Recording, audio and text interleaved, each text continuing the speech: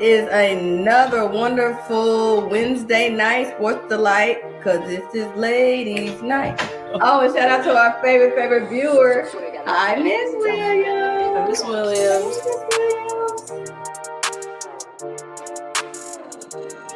Whenever you see Joanne, not Joe. Oh, the alter ego. Roll now. Oh, Ringo. What's going on? I do like a ghost. Okay. I mean, and that's just my one excuse to look silly on the sidelines, and I'm totally okay with it. I'm doing my job. All right, Coach Willis. Well, speaking of, Everyone, welcome to the Platform Sports Talk Show. It's your girl, Buddy. I'm glad y'all are here to join us for another wonderful evening. telling y'all, when you get on this show on the ladies' night, boy, I tell you, you are bringing people's careers to a whole nother level. I'm telling you. So here. Yay! Somebody's watching. Shout out to everybody tuning in on Platform Sports Talk Show on Facebook. Yes, or YouTube. Thank you. Get that win, girl. I was like, well, Brandon, does Michelle Smallman text you at 11:45 at night? You let them know, right? No matter what the time, it came through, right? Yes, I thought that was really dope. So my question is, how do you balance that passion and emotion in your profession? So for some of these guys, they're like, even if I do win, it's not going to be enough for some people. So why don't I just go ahead and get the money? Living a dream. I think all the time. I'm a dream catcher, right? So I chased a dream and I caught it. Because I took this crazy leap of faith in May of 2011 at 23 years old to buy a basketball team. And everyone thought I had lost my mind. Just kind of shed light, women coaches, like, hey, we bring it too. We bring it.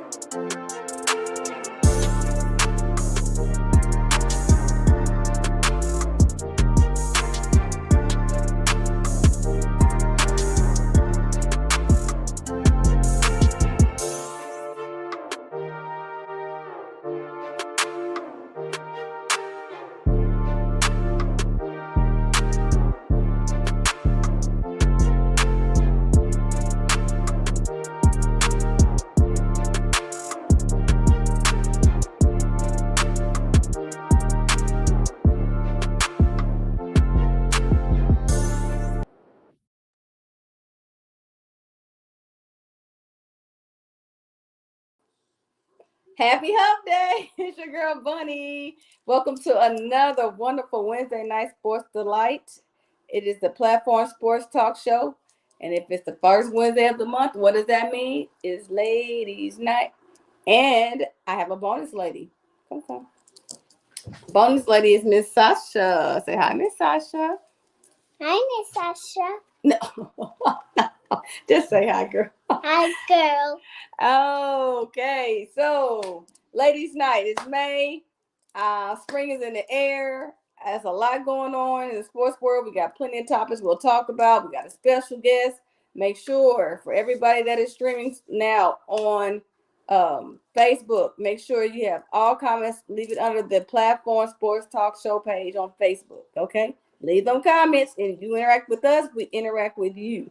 Also, if you are on YouTube, make sure you are subscribed to the Platform Sports Talk Show. And while you subscribe, and make sure you click on that bell, baby. Because anytime we go live, what happens, Sasha? Ring the bell. Close. You get notified. Get notified. We also have all our shows archived on the Roku channel. And we are live streaming on the radio with the Hot 365 radio family. And don't forget about Twitchers. We out there twitching. We're on the Twitch streaming platform as well. And even though it is the first Wednesday of the month, make sure you check out the fellas on the Man Cave at the last Wednesday of the month. And but the fellas brought it last week. Yeah, I'll give it to them. Shout out to Coach Carrie Davis. That was their special guest. And if it's not the first Wednesday of the month or the last Wednesday of the month, what does that mean? We got everybody. We got Smoooth. We got Stan. We get some dog. And can't forget about my girl, last but not least, Jobo. So without further ado, let's bring on our panel. Your name is Sasha. Well, yeah, you are my girl. You're my number one girl. Well, you're tied with your sister. But my other girl is no other than Jobo. Say hi, Jobo. This me is mom. Come on, Jobo. This me is mom. I don't want to move the camera, so here, just bring it over here, baby. Yo, that's about me. You want to see me as mom? That's it. That's Jobo. Hi. What up? What up? You see Yoda back here? Oh, and a dog. You remember Yoda? Yeah. Yes. How you been, Jobo? What's been going on in your world? Been kind of busy, keeping Mia busy, trying to tie her up so me and Bernie can get some sleep. Thursday we went to the zoo. Friday we went to go see Blippi and Mika. Burden's got her over at a friend's house right now, so that's that. Hi, Miss Dub. Happy Wednesday. Happy May. Mine and Burden's birthday month.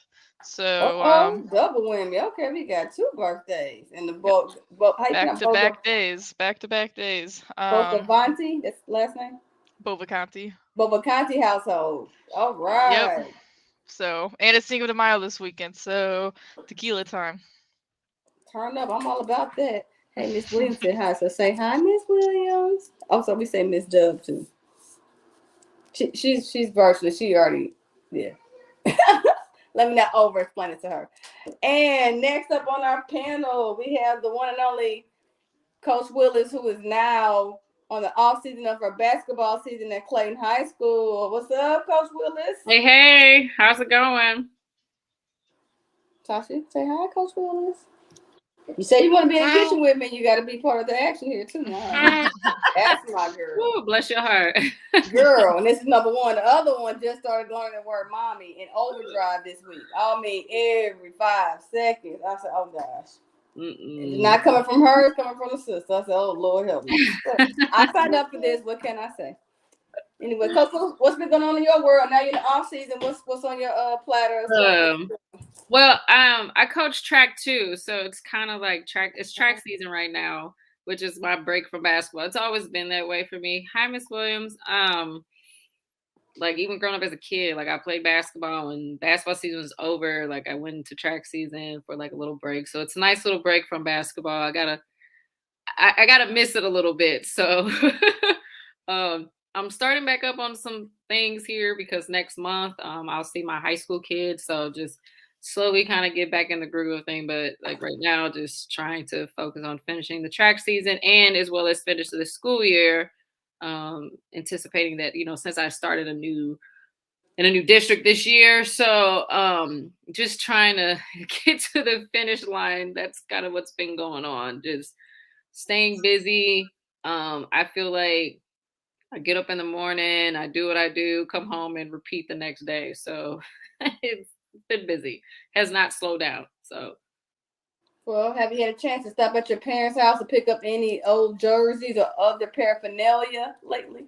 No. I was over there a couple of weeks ago, or I can't even remember. Like, there are times I don't remember what I did yesterday. It's crazy. But like, I do get over to see like my parents because I feel like I'm so busy, and my mom be wanting to see me. So like, I gotta stop by the crib. But yeah, no, the last time we went over there was Easter. Well, no, I went over there before that, but like we had this big family thing. It was Easter. So now we got Mother's Day is coming up and all that type of stuff. So yeah, it's been busy. I feel like I don't even see myself, so it's fine. You don't even see yourself. Wow. No, I Yeah, tell you people that all the definitely time. I tell people that all the time. They be like, Brittany, we never see you. I'm like, I don't even see myself. So like, I'm like, it's crazy. Like I tell people all the time, July, I'm taking a hiatus. Like I gotta take a hiatus. I'm so busy, but no complaints. You say that you're gonna take a hiatus. Are you really gonna do that, or you just? Oh yeah. Oh no, for sure, for sure. Like I'm really committed to it. I'm looking forward to the month of July. Mm-hmm. Month of June, basketball. I do summer school, so like July, like I'm taking a hiatus. I'm not. We had our last professional development, and we're talking about summer curriculum writing, and I'm like, I am not available the month of July. See y'all in August. Like I need a break. Like it is just crazy. It's been nonstop. I need a mental break. So I get it. I commend all you educators, anybody in education field. Hey, that is not my ministry. I commend y'all. So I don't hate if you get a month off or even 2 months. I don't envy y'all. I'm sorry. I can have all that. The kids education every hour, and you elementary school, so the whining and crying. I commend y'all day after day, honey. So isn't it Teacher Appreciation Week, by the way? It is Teacher Appreciation Week, and I told my kids this week, please don't make my job hard. It's Teacher Appreciation Week. Like, be kind, like follow directions. First time in, like let's just not make my job hard. Like let's just have a good time. And it's also map testing this week, so like the kids are like tired and just exhausted. So we're just trying to play like fun games that they know, or not a whole lot of sitting, but yeah, it's Teacher Appreciation Week for sure. It's been great. It's been great. Gift cards. I even got like some flowers. It's been nice. Elementary is like, I love it. They're so sweet. Sweet and whiny. Ask me about this one. But I love them. So cute, right? I mean, you gotta trade it off. Yeah, I mean, it's what's expected. I mean, I taught middle school for 5 years, so with like the little ones, they're babies. They're still, so cute. As you tell me, so cute. They're cute, high energy.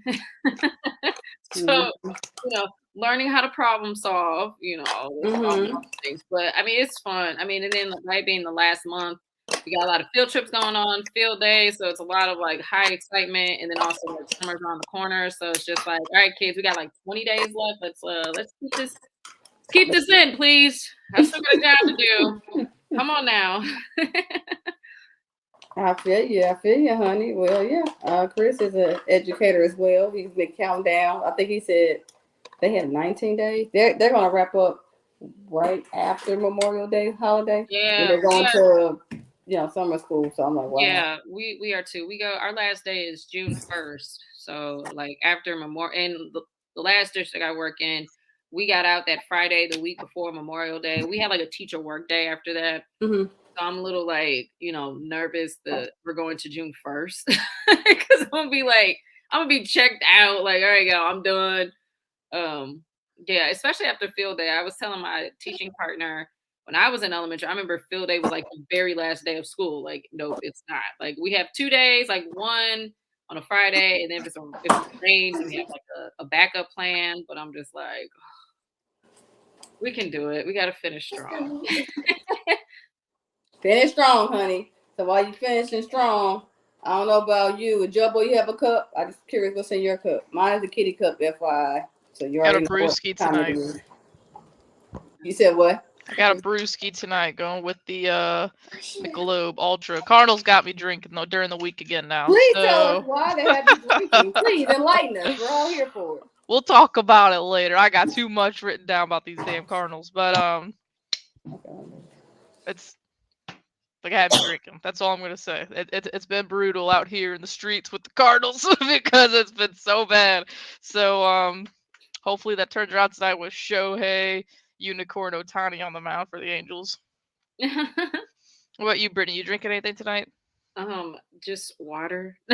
Water, yeah, I got some of that too. Some just water. I try not to I don't know. I try not to drink like wine or any type of alcohol beverage during the week because I work out too. So like working out and that sometimes don't mix. So I try to drink water during the weekday.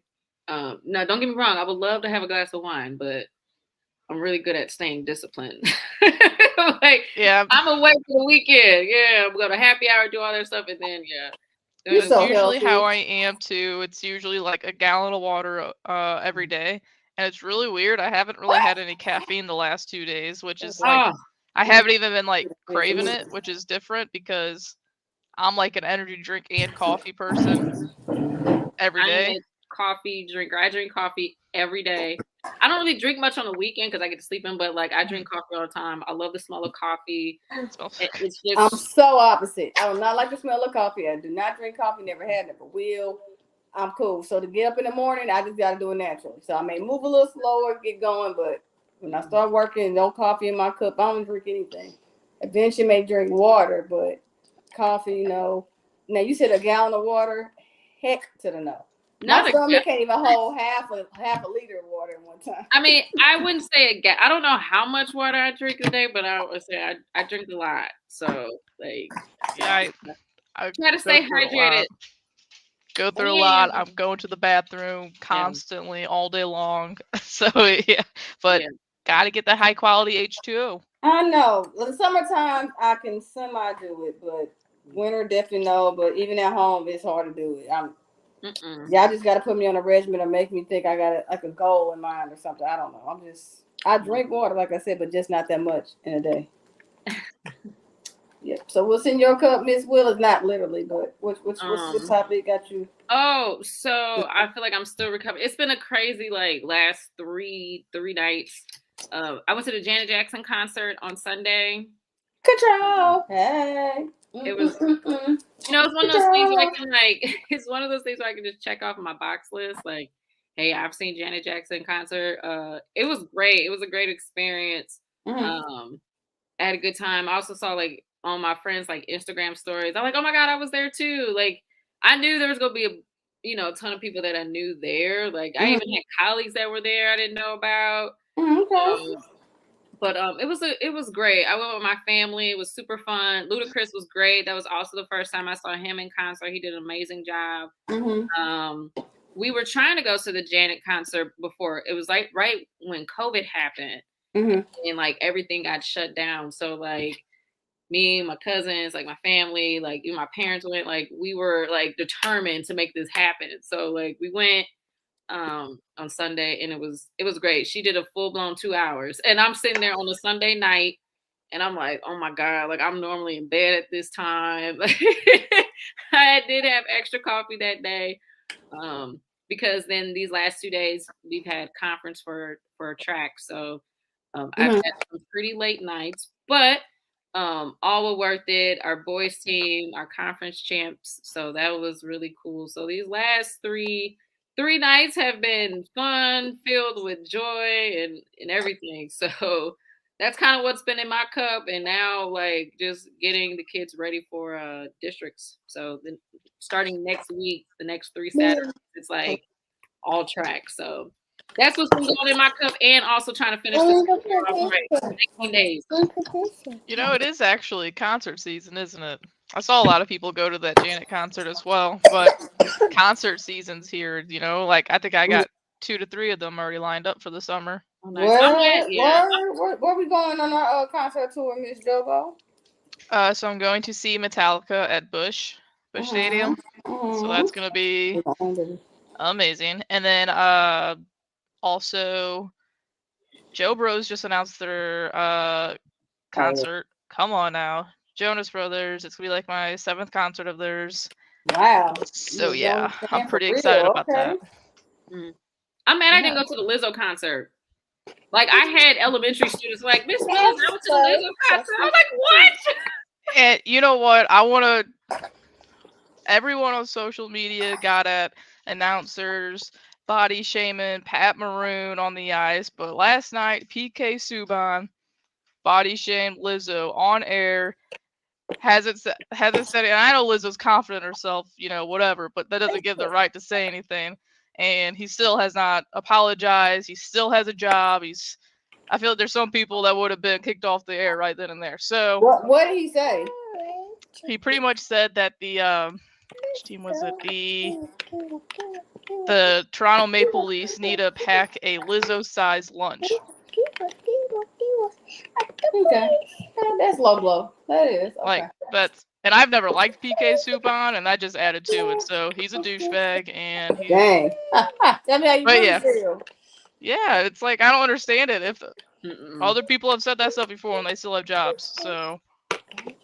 But yeah, you mentioned some about Lizzo, and that made me think about it. So yeah. I didn't mean to like trigger you. It just happened last night. It just happened last night. I just had to say it because like my students were talking about it, and like I remember she was coming in town, and I was telling my friends like we gotta go, and it didn't happen. So my students were like, "Oh, Miss Willis was great," and then my colleagues were like, "I couldn't even like be myself because I saw my students there." Some people went with their family. Like it was just awesome. I'm like, I'm so like mad. I saw like my friends post on social media, and I'm just like, oh, I would have loved it.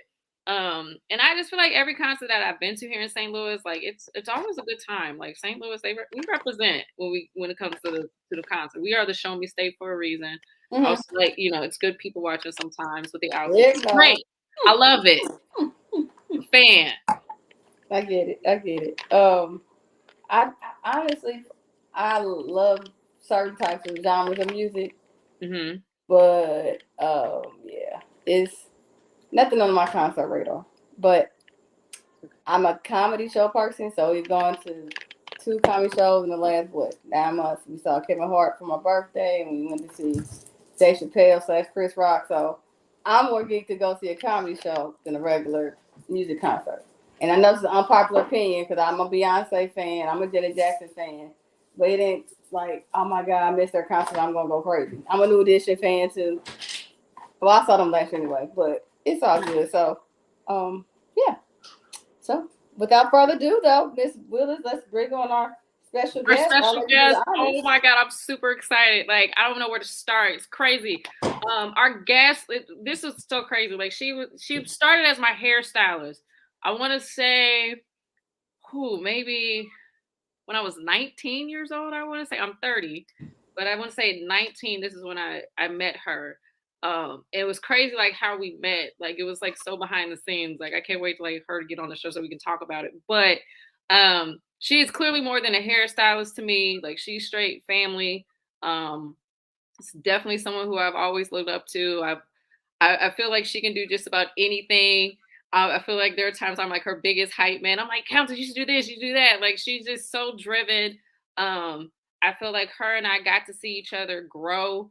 I mean, as women and just within our careers, just following our dreams. Like we've just been very supportive. We've had, deep conversations. It's like, the love between her and I have always been real. Like there are times where life gets busy, but like we always just come back to one another. But she's just like everything. Hairstylist. You can have a whole day with her. You can do like a therapy session. Then you can work out. And then after you finish everything, she can make your hair, do your beautiful hair and makeup, eyebrows, whatever you need. She is everything. I'm always encourage her to do more and more. I'm like, she has her own herbal line. Like she makes teas, hair products. I'm still trying to encourage her to make some soap, but we'll talk about that another time. She knows exactly what I'm talking about because I've been trying to get her to do it for years. But like, she's just an amazing person, beautiful person inside out. for some reason, I don't know what made me like not think of this, like bringing her on sooner, but like I'm like such her biggest cheerleader. I'm always just happy to see her like doing what she loves. She's gonna kill me because I still don't have Facebook, and I know she does her little live show, so I may have to get on Facebook so just so I can tune into that, because I truly admire her. I'm so happy that she's on the show tonight, just to be able to share her story. She's just such an inspiration she can be an inspiration to just about anybody who just wants to just be the best version of themselves. And that's exactly who she is. I hope she's not crying, because I truly love her. But like, let's welcome my favorite person, Countess. Yeah, you made me cry. Wow, what an introduction and highlight. Hell of an introduction. Wow, that was so amazing. Oh my God, I miss you. Girl, I miss you too. Do you see? I know I have my hair braided. I'm sorry. Don't be sorry. I bet it makes life so much easier, right? Just get up, but like, and go. Look, I ain't gonna lie. You know, like I'm very like, look, if there's one thing, I'm very loyal when it comes to my hairstylist, and I've had my hair braided for a couple months now. I feel like I'm cheating. Like it's so bad. Like, I mean, it's so crazy. Like, I'm coming back though. Like, I miss my hair, and I miss you. I miss you. Like, I mean, like, I'm like just so happy to see your face, because it's been a while since I've seen you. But I'm always tracking you, following what you're doing, and just like everything. I'm so super excited that you're here. And oh yeah, and my mom also told me to tell you she's watching, and she also missed you. Like, yeah, we're big supporters. You know what I'm saying? Like, yeah. So like my family also says hello, and they're actually tuning in. So yeah, I saw the little the comments. This streaming is so cool. I really love how he has this all set up. I just saw Pete Willis says hi. That was cool. Thank you so much for having me. I think this is an amazing. Thank you, Ellis. Hi. This is an amazing platform. Ladies, it's so nice to meet you. I heard you guys talking about Lizzo, and I heard you talking about comedy shows. I am a huge bunny. I love comedy too. Like, that is my. So it was not an unpopular opinion. I am so. Laughter is good for the soul, right? It is. Yes, ma'am, it is. I love to laugh. Put that on my tombstone. Here's she guys who love to laugh. Okay. Yes. Absolutely. So I'm really ready just to get into whatever it is that we're going to be talking about today. I'm really excited to be here. Well, you're our special guest right now, honey. So all eyes are on you. The pressure is on. Girl, look, this is probably no pressure compared to other stuff. With that long bio that we just gave on you, you got some John Norman shoes to fill, baby. Okay. Listen, I don't know why she put me out there like that. I'm like, can I hold up to all of that? I'm just saying. I was like, shoot, let me go get 5 more hustles in, because you do nails, you do hair, you do face, you do therapy, yoga, and in between probably paint walls, wash cars, girl. 2 little boys to run. Oh God. How old are they? I have a 1-year-old and an 8-year-old. Look at their picture. Where did this come from? Don't I be love the surprised what our shoes. producer has for you, okay? Our producer likes to produce receipts, okay? Don't be Oh surprised. Lord, that little one, he is we just had to lock it. Well, his dad just took him and locked him away, because all y'all would have heard was him in the background.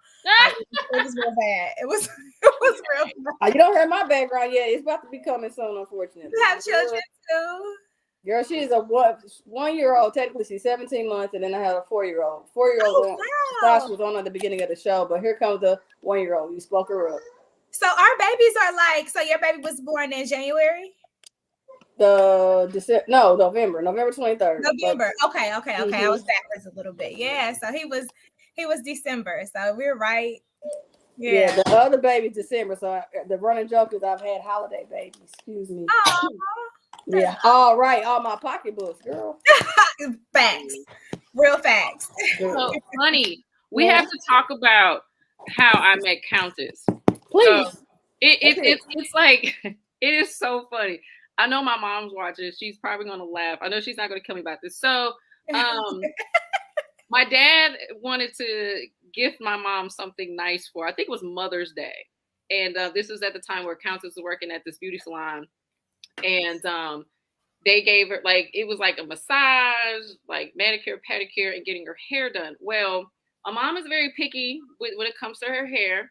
And, you know, this the studio, my mom was concerned about who was doing her hair. And like, you know, and we dropped her off. First of all, my mom was like really mad at my dad and I. She was like, why are you guys dropping me off at this place? Like, you're leaving me here for a couple hours. My dad was like, it'll be fine. We'll be back. We'll be back. And she was mad the whole entire time. And then she was really concerned who was doing her hair. And when she saw Countess, she was like, oh, thank God. And and when we went to go pick her up, my mom was like, oh, Brittany, you got to meet Countess. Like, she's amazing. She does my hair so good. And I was like, okay. And I had a hairstylist, and she moved to Chicago. So it was just kind of like, you know, I don't know what was happening with my hair at the time. But like, that's how I met Countess, because my mom had an appointment. She was like so mad, but it was like at the end of the day, she was very happy. And that's how we met. And I was like 19.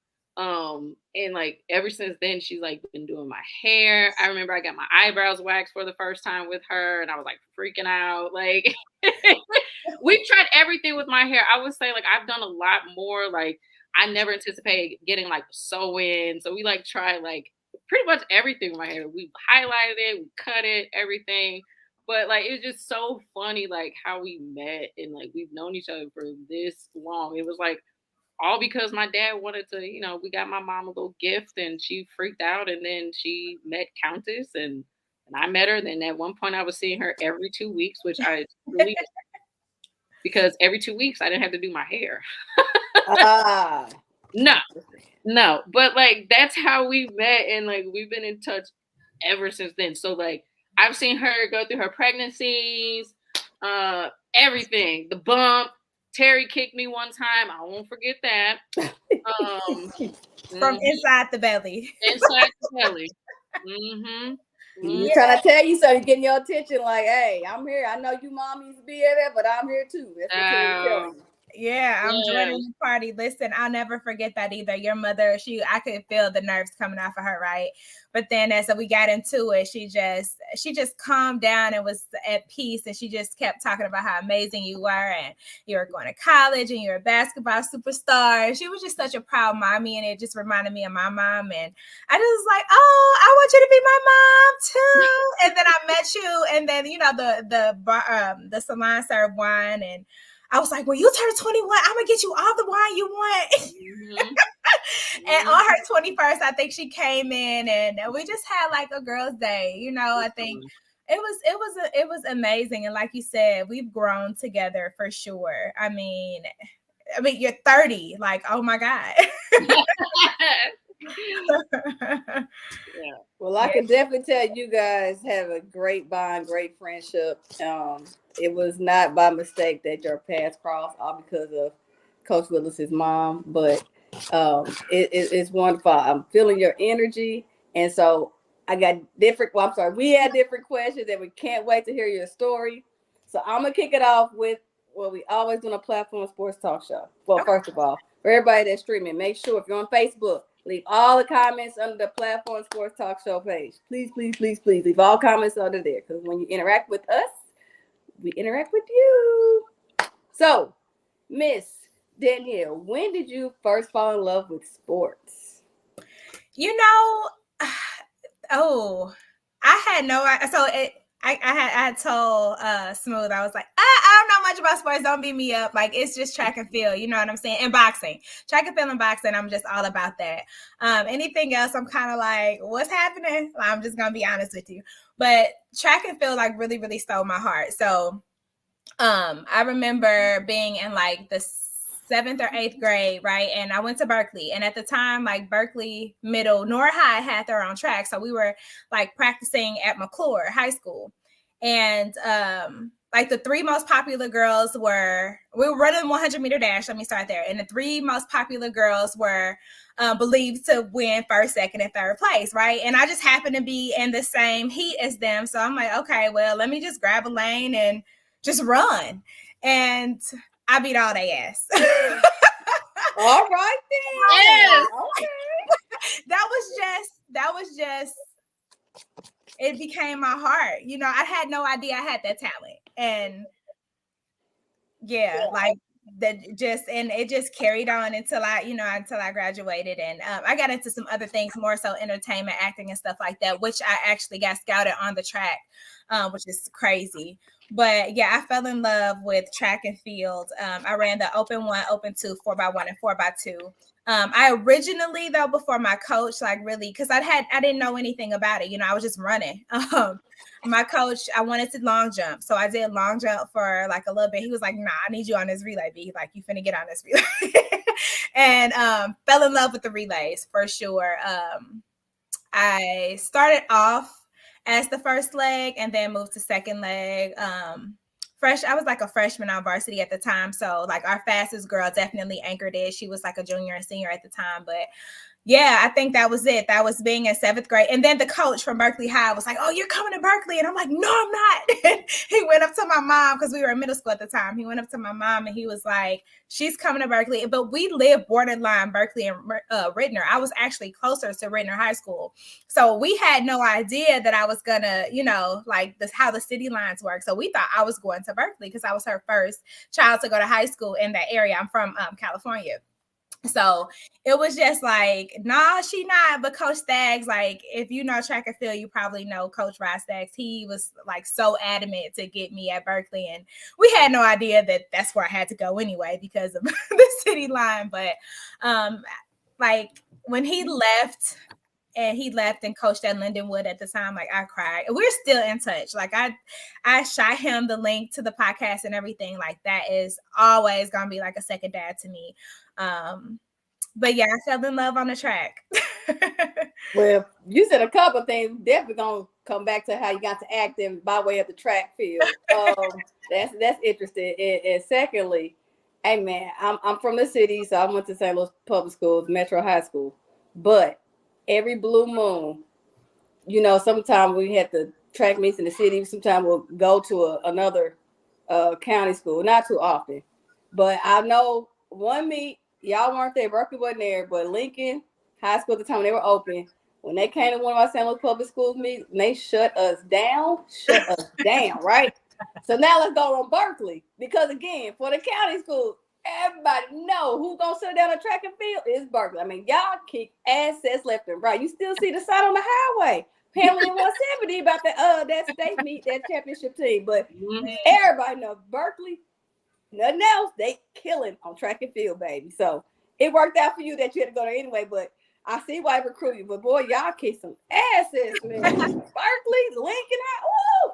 Man, our coaches were amazing. They were amazing coaches. I mean, and more than just coaches. Britt, you being a track coach, man, you don't know what you're doing for children. You don't like what my coaches did for me. They brought out of me something that I did not know existed. So sports, getting children into sports is needed for a lot of reasons. I can go into a million reasons, but yeah, like I loved it. Absolutely. Yeah, we just had a conference and Berkeley was there. I love Berkeley's blue sweatsuit warm up, the jogging material. Oh my god! Yeah, y'all move. They still they still rock the blue sweatsuit. Period. They got all the years on it. And period. Y'all came in like a football team. Y'all like 50 deep. I get it. I get excited when I see Berkeley. You know, I wasn't born here. You know, I was raised here in St. Louis, and my dad's from here. He's from Richmond Heights, but like. He would tell me so much about Berkeley track and like how it really were. My dad was like, hey, the best of the best. Berkeley showed up. I mean, so like my dad, he was one that taught me the history, but every time we see Berkeley, and I love seeing those blue jogging sweatpants. And it's like, I mean, the dates on there, I mean, it's going to get so full at some point. I just love it. Wait, did you talk about, again, how I keep saying how deep they were? That means every heat, there's somebody from Berkeley running, no matter 100, 200, 400 hurdles, high jump, long jump, 800, because I did distance, 1600, 30. Somebody from Berkeley's in any of them heats. Oh my God. Hey, period. You know what's Period. crazy? It was when I was there, it was a 2A school. It's such a small school. And yeah, I was 2A in my high school. That's why I said I know he had at least one meet where we saw you. And I'm like, I didn't have to be going. I know, because everybody knows. Man, just like how B-side is with basketball, that's how Berkeley was with track, baby. Yeah. I'm just saying, y'all held it down for years. It was crazy. Mm-hmm. And you know what, all these hustles you have, who would have thought you was a track star, right? You know what? I think that the motivation and the practice that it took on the track, like the build up to get to the meet, like how hard we had to go, I think that paved the way, you know, just to keep grinding and keep grinding, because you couldn't fall off. Like my junior year of high school, I broke my back in a car accident, and it took me off. Like they actually told me I was never gonna run again, and it took me off the track. And like track was my life, right? So I didn't hear that. Like that didn't make sense that I was never gonna run. And so I got the clearance to get back into exercise and everything from my doctors, and it was, my coaches gave me like I literally had to run. Some of the things they made me do to rehab was run the football field barefoot alone. So I'm basically practicing alone. Like my team's there, but they're doing totally different workouts, you know.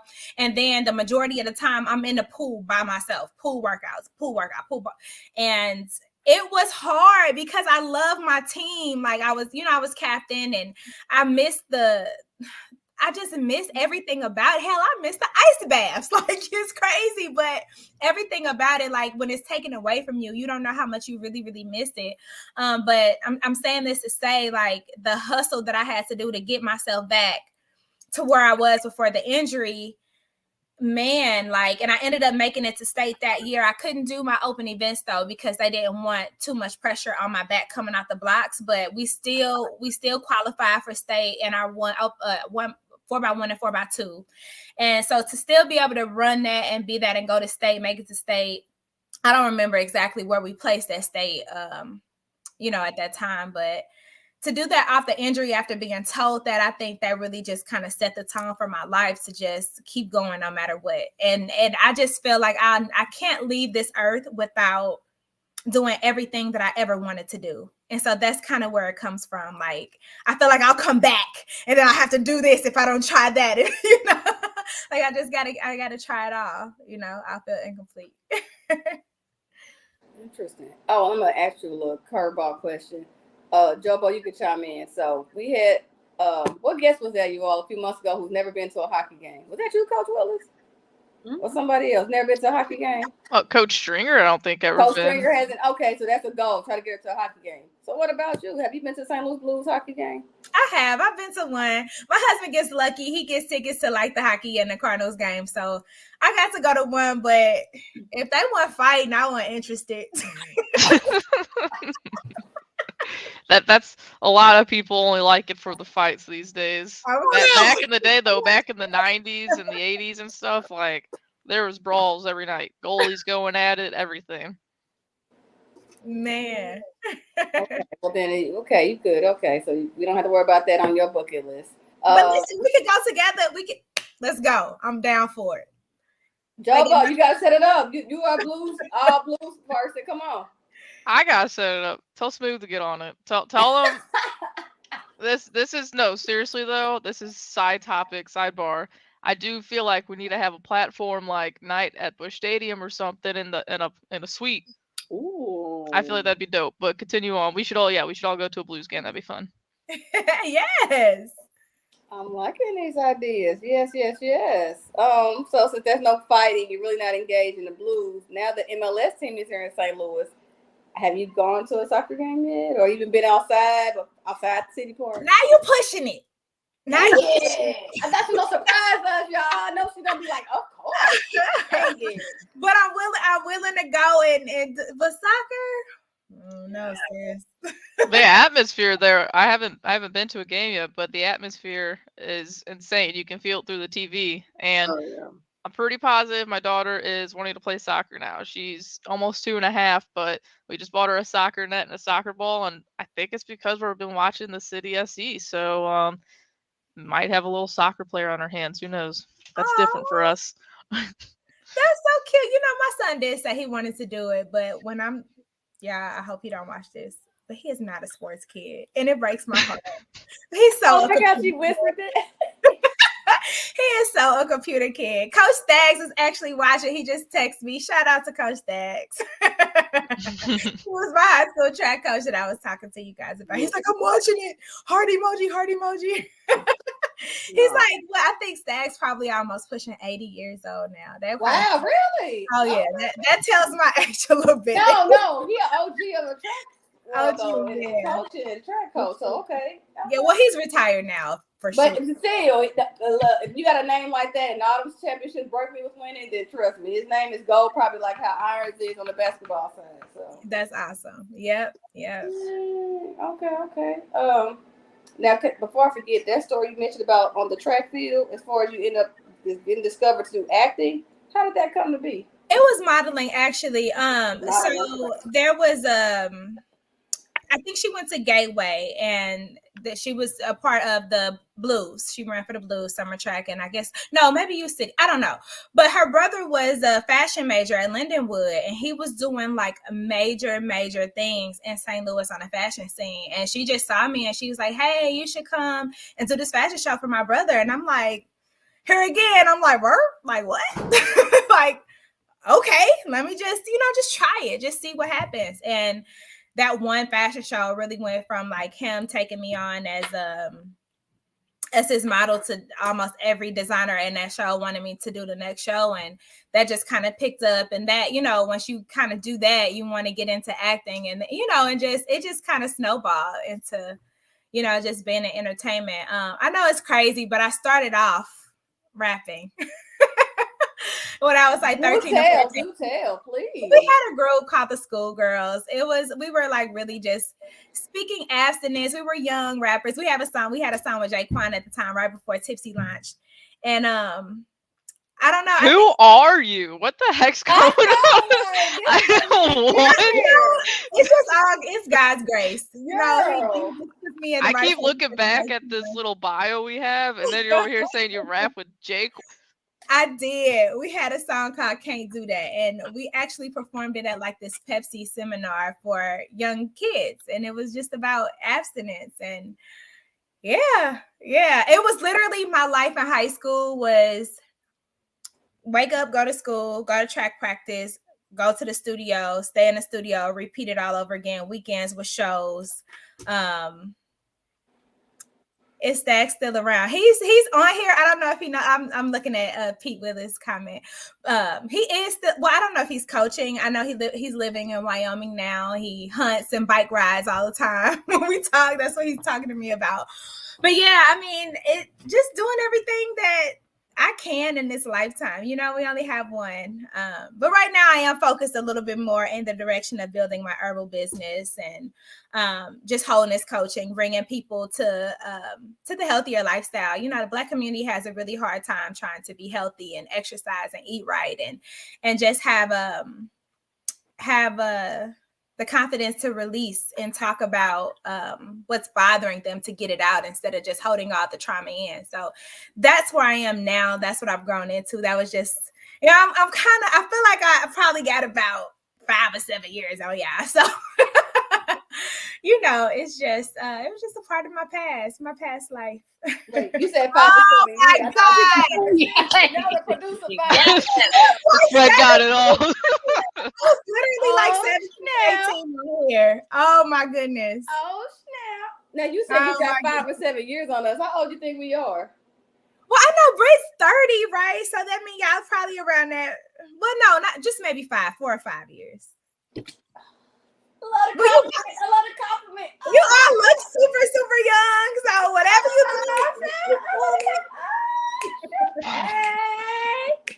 do. You do have children, right? Okay. Yeah, I'm in that dirty club. But thank you. Hey. I'm the baby of the club. I'll be 29 this month. Bragging. I'm gonna be 29 too again this year. Okay. Hey, you've done everything else. Why not go back? I'm like, you just hit gym here, girl. You've done so much. My question should be, what haven't you done? Literally. I mean, you probably flown an airplane. You probably done built a golf course. I mean, what haven't you done? Literally.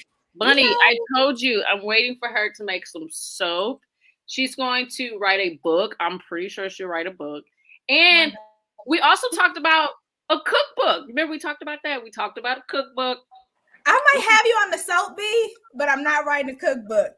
There's too many TikTok. Ain't nobody buying cookbooks no more. The older generations, not the younger. Right. You're right. We could make a TikTok page of your cookbook and just be technology stuff. But yeah, I'm still waiting on the soap, buddy. I'm not even lying. You know what? I've really been entertaining the soap since I've been rebranding. There's some things that I'm pulling off the website and maybe replacing. So then I'm in a huge transition of rebranding, and just like after having a baby and being pregnant, like that really consumed a lot of me. And I felt like my business kind of fell to the wayside a little bit. And so now I have him in a routine. He's walking. It's just a lot easier to just now put my focus into the business. So Britt, what type of soap do you want? She's gonna tell you mention the soap, girl. Just tell her what you want. Let me tell you something. You know, I have sensitive skin, you know, in the winter time, you know, I use your tangible. So I need some with nice little moisturizer, make my skin shine. Ting. You know, I got some right here. Yep. Mm-hmm. Look, y'all, I do not buy lotion. That is the lotion that I buy, like legit. Like my dad uses it. Girl, yes. Well, like it is totally worth it. But yeah, I just want some soap. You know, I can come over, you know, in the summertime and like we can like experiment. But like, yeah, I've been bugging Countess about making soap, and it was like it's the fight. She's like, no. And I feel like there are some things that she's doing now that I actually kind of bribed her to do. So I've been looking into black soap and the turmeric soap for acne, and this lavender soap. I've been looking into those. So I'll send you a couple samples and you tell me what you think. Yes, I knew it was coming. That's your test group right there, right? That's my girl. I never gave up. I was like, you know, every time we talked about like, you know, what's next, I'm like, soap. like soap. Well, girl, if you won't go and get some Dove and leave me alone now. Just so because like, you know, like when she started her business, we talked about all this stuff, especially like, you know, with skin, especially in the Black community. There's like a lot of products out there that's not for us, you know, and like my skin changes crazy from the winter time to, you know, the summertime. Like it's just crazy. Like I always say I got like snake skin. Like it's just our body changes, and especially like even with hair, like, you know, I used to get relaxers, and ever since I, you know, started getting my hair done with Countess, like my hair is all natural, you know. So like that was the other thing, like what products to put in my hair, what products not to put in my hair. So it's like, you know, just experimenting, and like this stuff works, and I love it. You know, just everything about it. Like I still put like the oil in my braids, like I still do all that. So like, and I use tangible, I use everything. I do need some more oil in your braids. Are you spritzing your scalp with some water? Mm-hmm. Okay, good. Okay. Wait, what's wrong? Because I'm about to get my hair braided over the weekend. So I just breathe my hair with olive oil. Something wrong with that? You need to get this hair potion, sis. No, but what I was telling her was to make sure that she mixed her hair with a little bit of water, and what that's going to do is help the oil penetrate to this hair follicle and just really help to moisturize the scalp. That's all. Oh, so after I oil it with my olive oil, then I put the water on it to help, you know, get all up in there. Doesn't matter. Yeah, before or after. As long as you put just a light mist. We don't want to, you know, soak your braids. But yeah, it'll definitely help. Get just a cute little spray bottle and go in, oil it up. Good to go. All right, honey. Look, y'all, I'm not trying. Look, I'm over here advertising. But here it is. As you can see, I'm gonna have to buy some more. Okay. But this stuff works. It smells really good. And it's like, you know, it's pretty too. Like it has like all this pretty stuff in it. I don't know what it is, but it looks really cool. So look, y'all, we're gonna put the link in here in a second, but get you some of this hair potion. It works. I use it all the time. Even in my braids. Yeah. I'm gonna just leave it there. This stuff will make your hair grow. And it's just like it's like the perfect balance. And like, you know, again, like it's not like I actually found something that I really like using in my hair, especially like oil, you know, again, like Countess knows, like my hair, like during wintertime, spring, summer, like it changes. So like this is something that's found like great balance. But yeah, here it is, y'all. Right here. So the inside are herbs, and the herbs help to keep the oil infused. And there's rosemary, lavender, and roses. The rosemary helps with the growth and the stimulation of the scalp and hair follicles. The roses help to soften the hair. The lavender is a great fragrance to the hair and also helps with softening and moisturizing. So that's what's inside, Britt. I can't believe you don't know what's inside the potion. I mean, it's on here, but like, you know, I mean, I've been using it for so long at this point. I'm like, you know what? I know it's good stuff. I'm sure you told me at one point. I gotta give you a hard time. I just buy it. Oh yeah, I know you. I knew you would. It's fine. But yeah, it's great stuff. I gotta order some more. I love you. I love you. Hey, Joe, but we went from learning about track sports team to now we are on hair products. So yeah, this is definitely a jack of all trades, ladies. It is. And I'm here for it. Okay. But I can't relate because my hair is always like this, you know, in a bun or pony headband. But my youngest sister, she's also in cosmetology. So, but she graduated from Paul Mitchell and she's been doing her own thing right now. And Paul Mitchell is the bomb. I heard that is exclusive. Yeah, she graduated there a couple of years ago, and now she's, you know, on the floor on her own and trying to get me to come in and get this mess taken care of. It's been a couple months, so I'll probably go see her soon. But yeah, so this doesn't bore me like it used to back in the day. Now I have some sort of interest in listening to this kind of stuff because I'm not the biggest girly girl, as you can tell from our basement. This is all me, Joe, not my husband. I'm telling you, when you're in school, she needs you. Go. Just even if you go to watch, that helps her so much in school. Her being on the floor now, like go and support your sister as much as possible. Even if it's just to get your hair washed so you don't have to wash it. Get it washed, get it blown out, and like that really helps her. Like I know, like they're counting her guest count, her pre-books, all of that matters for her. So go. Really? Oh, okay. Yeah, I was her model a couple times when she was in school, and even where she's at now, and even over Christmas holiday times, she had to, sell certain amount of things and whatnot, and it ain't cheap, but gotta help my baby sister out. Gotta help her out. So, but yeah, she's doing great. I'm super proud of her, and we've even had a guest on here, Bonnie Michelle Smallman. She goes to that salon sometimes. Oh, does she? Okay. Yeah, so she's talked to my sister a couple times, which is cool. So, but yeah, very proud of her. And like I said, this stuff kind of interests me a little bit more now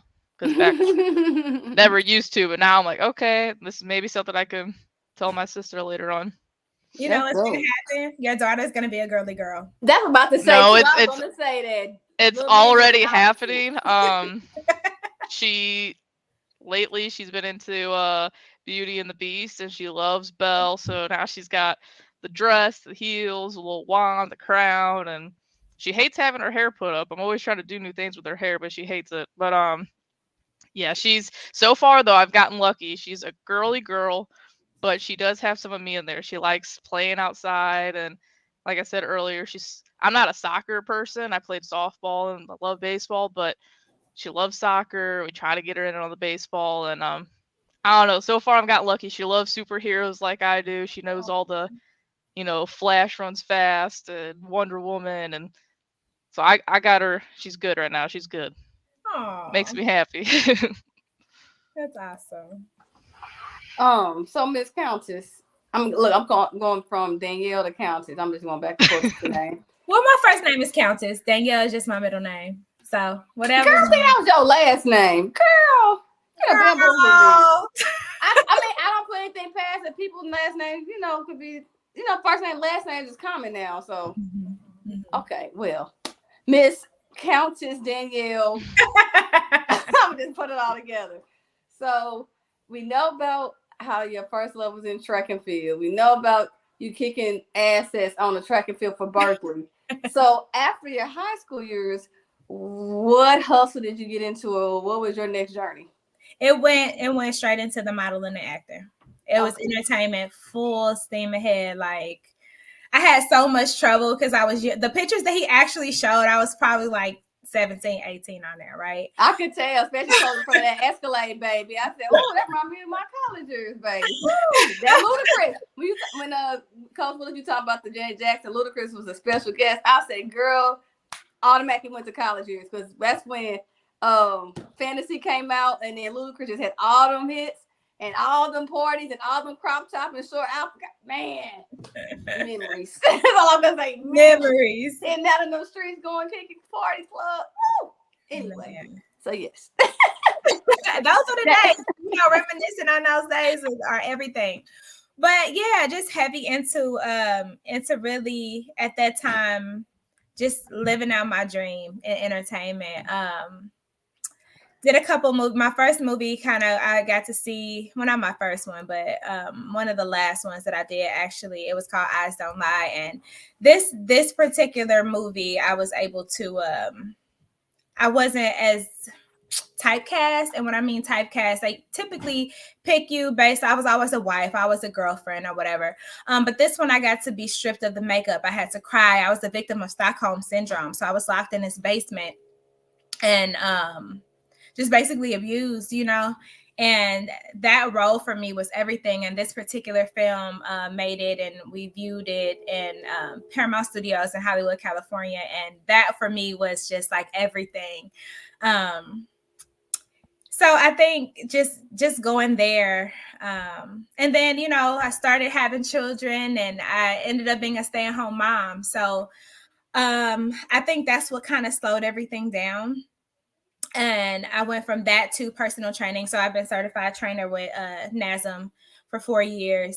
And COVID shut that down. Like, I was in the peak of it. I had actually had a really good opportunity to I signed a contract with Trinity Properties, and I was training all of their residents in their apartment complexes. Well, just one of them, because it was only one of me. But the goal was to hire other trainers to go to the other 7 properties and train them there. We did amazing boot camps. They had a beautiful state-of-the-art facility.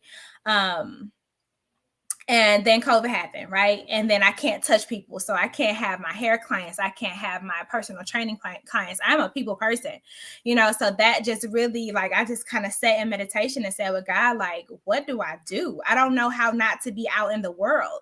I do not know. I don't have a team anymore. I don't have people.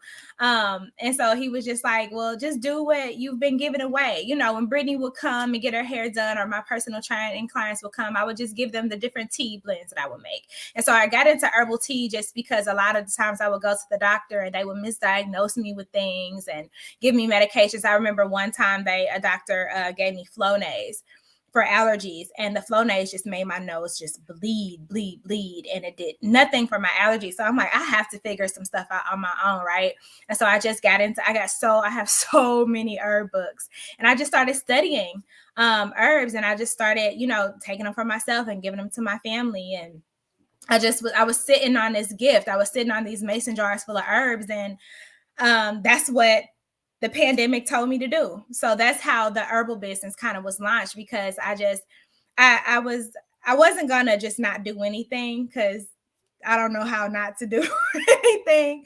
But I never had a business before, like a product before, and I just packaged it and learned from my mistakes. I remember my first packaging with my teas. I said, oh, okay, let me make sure I get labels and all that. And so I had the labels, and people were posting, shouting out my tea, and I see the words running off the packages. I'm like, oh my God, I didn't get waterproof like labels. So it was really a learning experience. And I just thank God that the people who really supported me really just loved me and supported me no matter what. And I just watched myself grow. Same thing with that hair potion that Brittany had. I wish I had an old label. So here I am. I learned to waterproof the labels with the tea. So I waterproofed the labels with the oil, but I didn't oil proof the labels. So here I am again, letters running off, and so just kind of, not being afraid. The biggest advice that I could give is to not be afraid afraid to just try and learn as you go. And now here I am 3 years later. Absolutely, Alice. Really, he does, because this business became way more lucrative. I was able to, she said, when God shuts one door, he opens another. And so I'm just talking about that now. Dang, I forgot what I was. I'm sorry, go ahead. You got it. No, tell me, because that didn't put me back on track. When her comment came up, I'm so used to being on Facebook Live and reading people's comments, you know, that just. That's because you're so natural at this, because I'm like, hey, he's saving up from the task, so thank you. Doing a great job. Thanks. No, just not make, you know, when you make a mistake, just learn from it and keep going. You know, now I'm in the process, 3 years in, I'm in the process of just rebranding, and I see all the things that need to be tweaked and fixed, and the products that aren't moving like they should, that can be replaced with something that's in demand, like what Brittany said, like, give me some soap, sis. I've been asking for soap for years. And so I've actually been entertaining that idea, and I've been doing research and just looking at ingredients and the process of it all. And good, girl. You good. I said you natural. Your energy is still there, so you got this. Don't worry. And I was thinking of when you're talking about your soaps. I mean, it's not too late, but it'll be a last minute marketing thing. Mother's Day is around the corner, so you can push your products. If not, even on your Facebook Live, you just, you know, post it. Like, hey, anybody need a quick, you know, last minute gift for Mother's Day, or want to do a Mother's Day gift that's different, or you know, support a Black business and support your mother at the same time. You know, something like that. Absolutely. Yeah, I have a Mother's Day sale right now. 20% off. You use code Dear Mama, because I love Pac, so it's Dear Mama. That's the code. Oh, that's cute. I like that. We talk about this stuff all the time. Like I was kind of like, oh, we got to do a special for like the holidays, like her cheese and stuff. Like, oh yeah, I was just about to say she does have a sale going on for Mother's Day. Yeah. I'm having your favorite one, the energy one right now, you know. You brought that back? It's summer and spring, baby. Ooh. It's back. It's back. Yes, look, Jumbo, they can do a natural commercial, because this is so now. It's so funny. It's like, you know, though, doing a commercial. I was thinking, listen to y'all talk, like, that's why this show's so cool. You know, like, usually we just chit chat about baseball, or, you know, F the Cardinals, you know, get negative, get positive. But over here talking about all kinds of different stuff. You guys are catching up, and it's a fun conversation just to listen to. So it's ladies' night. Yeah, I like it. I like it. Oh yeah. Okay, so the energy, it's so good. Like, her tea is so good. It's so good. That's what's in the cup, because you drink it. It looks like it's a teacup you have, so I figured that's pretty. It's like, it has the nice little red color to it. It's so pretty. It's good too. Like, it is like, you can just, you don't even have to add sugar or honey. I mean, I do like honey. Countess always tell me add honey, not sugar. So I add honey. Is that because of the calorie count? Because I like the sugar. Let me tell you something, right? Because I have a period relief tea too, and I've just been doing research and learning, right? White sugar, first of all, it feeds cancer. Second of all, is full of it's an empty calorie that feeds sugar. Honey is going to have vitamins and minerals in it. It's going to have a host of other things that can help fuel your body, right? White sugar, refined sugar, please stay away from it. And it actually, just try this, right? Mm-hmm. The week before and the week of your cycle, try your best not to do any sugar, any white. Now, fruit, I will never take fruit away from anybody. That's what I would sugar the most. But that's what I needed, especially with cramps and stuff. I mean, soda. I know, right? You know what I'm talking about. Right. If you have a heavy period, if you have a very heavy cycle and you want to lighten your cycle, remove those refined sugars. Please, just try it. Just try. It will lighten you up. It will be manageable. Like, I have women, especially, you guys both have babies, right? So you probably do have you're on the heavier side of your cycle. I'm telling you. If you're not understanding, because of, like I said, with the cramps that go with it, I'm trying to satisfy the cramps. I don't do the chocolate. I don't have that problem. It's just when the cramps and I just need something, I'm bloated or something. I'm like, give me soda. Give me soda. So I get all Lady the time tea. Lady time tea. That's what you need to order. So it has red raspberry root in it. I'm getting tongue tied. Red raspberry leaf in it. And what red raspberry does is it helps to actually contract the uterus, and that helps to stop the cramps. So it's kind of like, it would say that it's toning, it's strengthening the uterus, this particular herb does. And then it has, you know, a lemongrass and a chamomile to help relax the nerves and the tensing that you have from cramping. So it just kind of helps relieve that. And it definitely is going to take bloating away. So Her teeth are so good. it's not gonna be your sugar craving, right? But eat some, just try it. Just get you a big bowl of berries. Make it pretty. Get some strawberries, some blackberries, some raspberries, and just make like a charcuterie board of it, girl. Get you some cheese with it and just enjoy that and try to put the chocolate down. And if when you said out on berries, I'm like, that sounds good. I will add whipped cream to it. But then you said I can't have sugar. It's like, no, God. actually, let me tell you something. So I've never been a keto person, right? But I have a girlfriend who is the keto queen. And I do low carbs, but I don't go all the way keto. I never put my body in ketosis. But there's like 1 gram of carbohydrates in whipped cream. It is a keto secret. You can, really? Yeah, yes. sometimes I just sit here. That JoJo.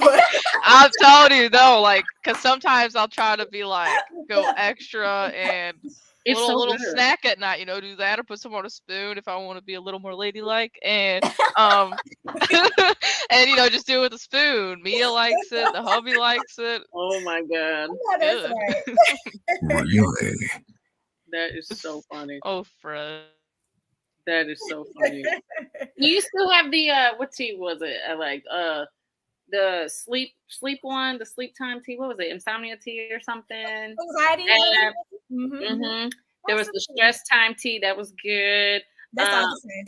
Yeah, that was okay. The eye relief, was it the eye one? I had that. I think I had all of them except for the hypertension one. My dad had that one. I remember I got him that when he needed. I like the teas that have a hint of mint. I tried everything. You have. Yeah, so the only one that I'm probably gonna, because it's not as popular. So the Visions is what you were talking about for eyes. It helps to lower the eye pressure.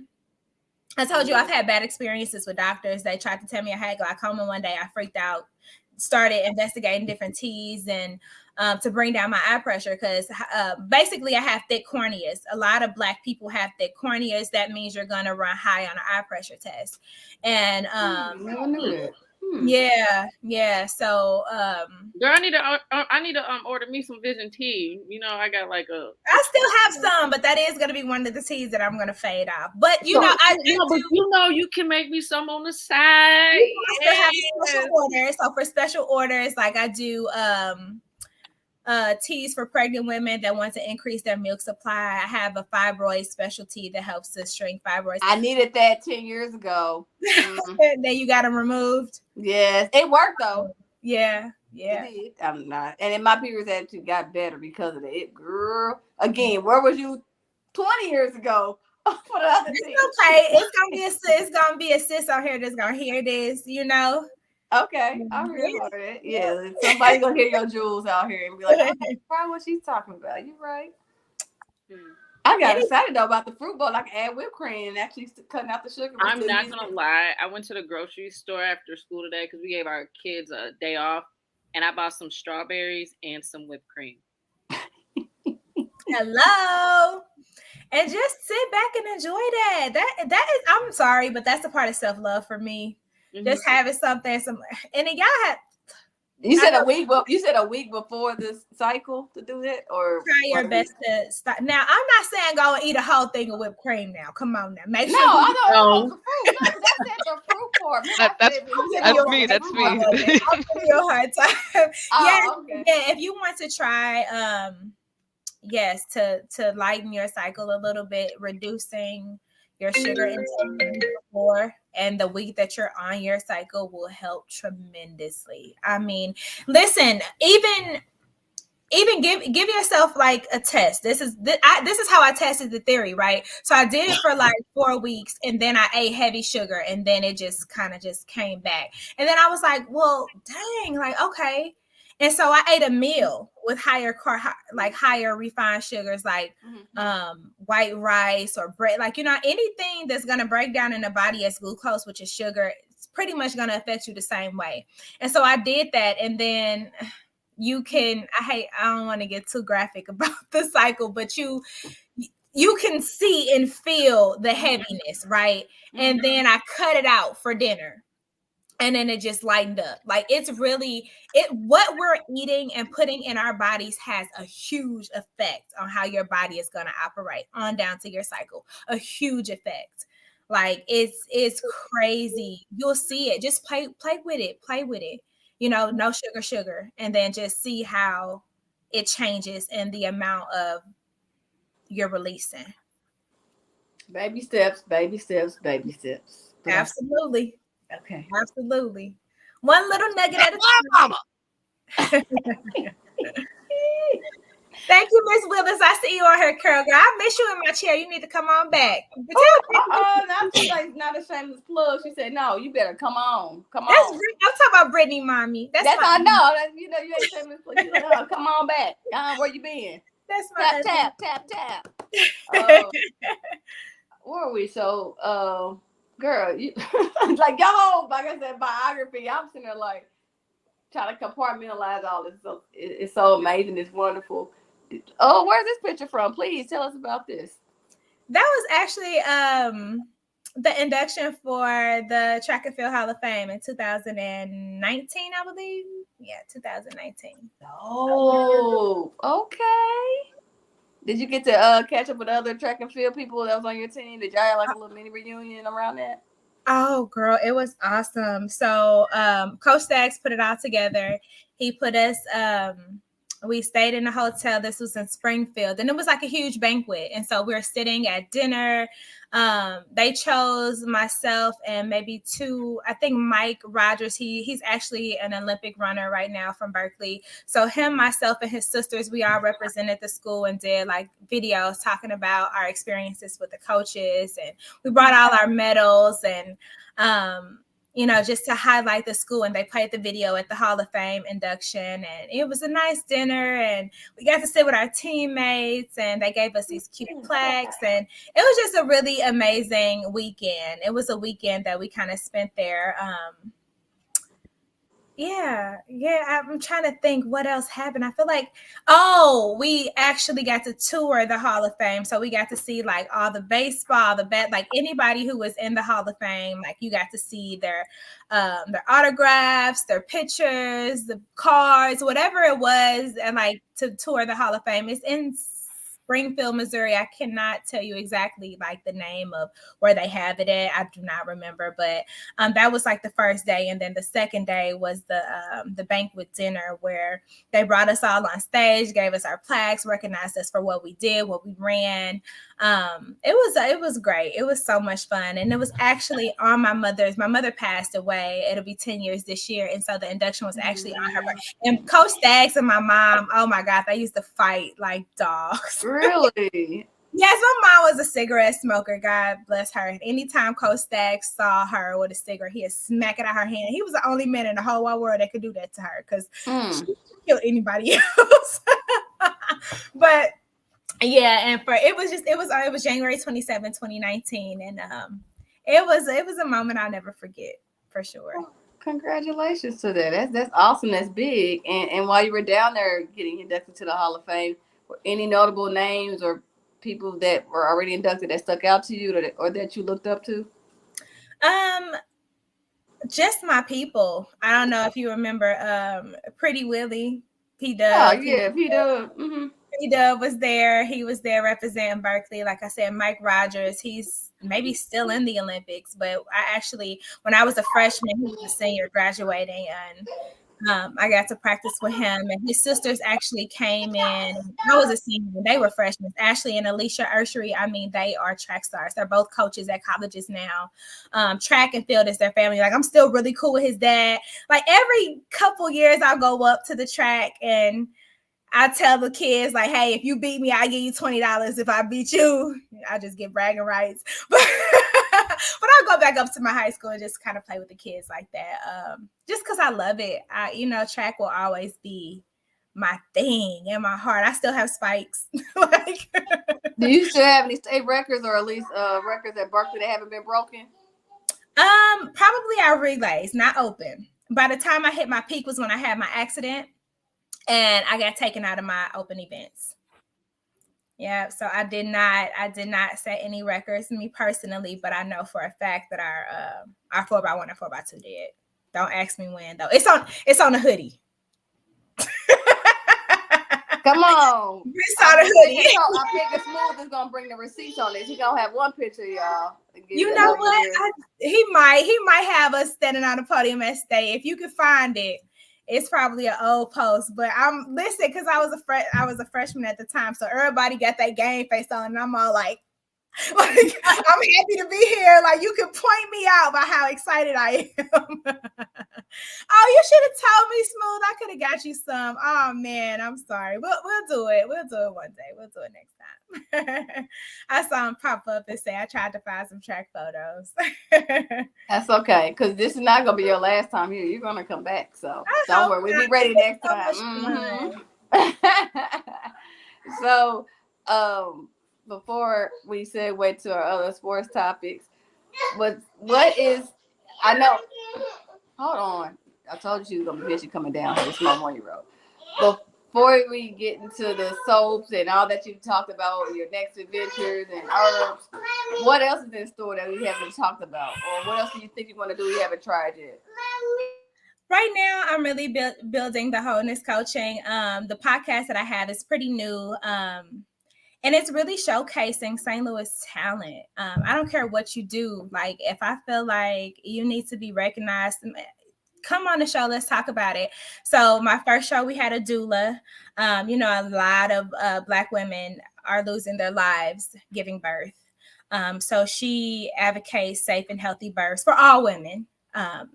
But she was my first guest on the show, and she kind of just made my heart just thrive, how giving she was as a woman. So I interviewed her. My second guest was Jason Little. Y'all look out for him. I promise you he's going to be our next Denzel. He is doing major things on major networks from St. Louis. I worked with him on set for a lot of the movies that I did. He is just an amazing person. Like, I asked him to do a quick little snippet of something. This dude went on here and started doing Shakespeare and Othello and all kind of stuff. I was like, dude, I thought she was going to do Jodie from Baby Boy. Like, he just really gave it to us. And then I had a comedian. His name is Chris Mosley. He sold out the Helium nightclub like 3 nights in a row. He's also someone who I worked with on set for a lot of movies. He was great. Smoooth said Chris is his dude as well. Chris is just an amazing, talented young man. Then I had Kawana Waddell. She's one of my best friends. She has a boutique in Ferguson. I'm telling you, if you need an outfit for anything, sis is going to get you together. She's right now styling a movie that's premiered on Amazon Prime. And so she's doing really good things. All talented young, Black people just really following their dreams. And I'm one and have been one my whole life. So I just really wanted to highlight them. We did a social media influencer, Terry Bams. He came and talked to us about how to enhance your social media, how to get paid off of social media. We had Karan Bolden. He is like a huge motivational speaker. He was my guest last week. He's a huge motivational speaker. He travels from school to school. He was just at a school in Atlanta with T.I. today. So we talked to him about motivational speaking, and one of his biggest things is getting paid to be yourself. So just really interviewing these people and highlighting these people. Kim Lomax will be on the show tomorrow. She just opened up her own coffee cafe. It's called Coffee Co. And I just want to talk to her to figure out how she did it. Tiara, she's one of the first Black-owned businesses in St. Charles, right off of what is it, 5th Street? Like, she's on Main Street, the only Black-owned wine cafe. She has great food, amazing vibe, live music, and just really showcasing these people was so important to me, to just really, give love and share love, just how you're doing with me today. That's what the show is about. And it's called Not Your Average Therapy because it's therapeutic to come on and share inspiration with people and laugh at Chris and get inspired to figure out how to up your social media following, or to see how this young man is managing a family of 2 children and a wife, but still auditioning and going to these shows. And it's just, that's my therapy. So that's my newest thing. It's really to get back into entertainment where it all started. Somehow I fell off of it. Because I thought I had to, because I had children and I'm a wife, and that's just kind of building my own thing to put me back to where my first love was. Well, my second love, because track was my first love. But, and I also, I'll talk to anybody about exercise and working out. That's my thing. That was the apartment. Actually, that's an apartment complex. They had like a tennis course at our business. So that was personal training. I still do that. I still take on clients. That's my first love. Yeah, that right there, I'll never stop. Like, I still work out 4 to 5 times a week. Listen, if you don't have the Peloton, I'm gonna do a live Peloton commercial right now. Go get a Peloton. It's the best have one that ever happened to me, girl. Like, it was so great for me, especially having my child. I thought that because I love the gym that I could just go. Having that second child, it was not as easy right in the beginning, right when that 6 weeks was up. And I just broke down and got it. And I waited like 2.5 years to just go ahead and make that investment, because I'm like, that's not me. I'm going to use this bike. Like, I have over 200 workouts on the bike, and I just hit a year last week. Over 100 cycling rides, over 50 strength training. They have meditation, they have yoga, you name it. And you can choose, and I pick my rides based off my music. So if I want to be in a club on that bike, it's going to take me to the club. If I want to be with Megan Thee Stallion, it's going to take, if I want to go and ride with Mariah Carey, I'm like, that bike did wonders for me, and losing that baby weight and trying to get back to feeling like myself. So, do you have a favorite trainer? I do not have a favorite. I love Alex. Like, he is the man. I love Alex. Let's see. What's the Camilla? I would have to say Camilla. Camilla is ratchet. Yeah, she's always talking about people taking their shoes off in the club, and I'm like, I like Hannah. I think there's 2 Hannahs, but Hannah Corbin. She makes me feel good about myself, and like, she's like the only person there that tells you to remind yourself to drink some water throughout it, because I'm gassed. I'm almost at 50 rides myself. We just got it not that long ago, so I'm almost at 50 rides. So I got a way to go before I get to where you're at. But I agree. I think I was telling T-Bone for the Man Cave and the other show. He's always on a bike during the show. Get the Peloton, because I think it's definitely worth it. It is. It's so worth it. And Hannah is who I do all my ab workouts with. So yes, I've taken one ab class, like the same ab, like we don't even want to talk about that ab class, child. I had 2 C-sections.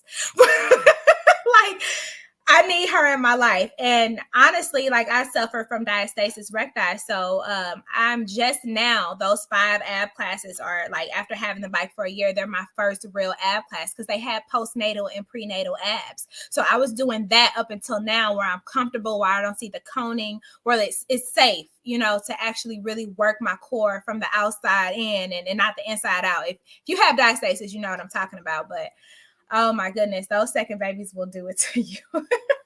At this point, I'm like, man, I do. Where's the time? And I know you're like, when you do it at home, yes, you're right. No excuses. I just ain't got motivated. But,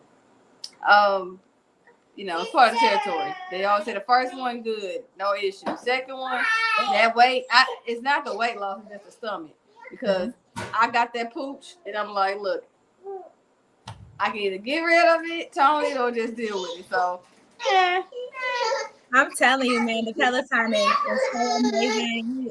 Girl, listen, just try for 30 days. If you don't like it, return it.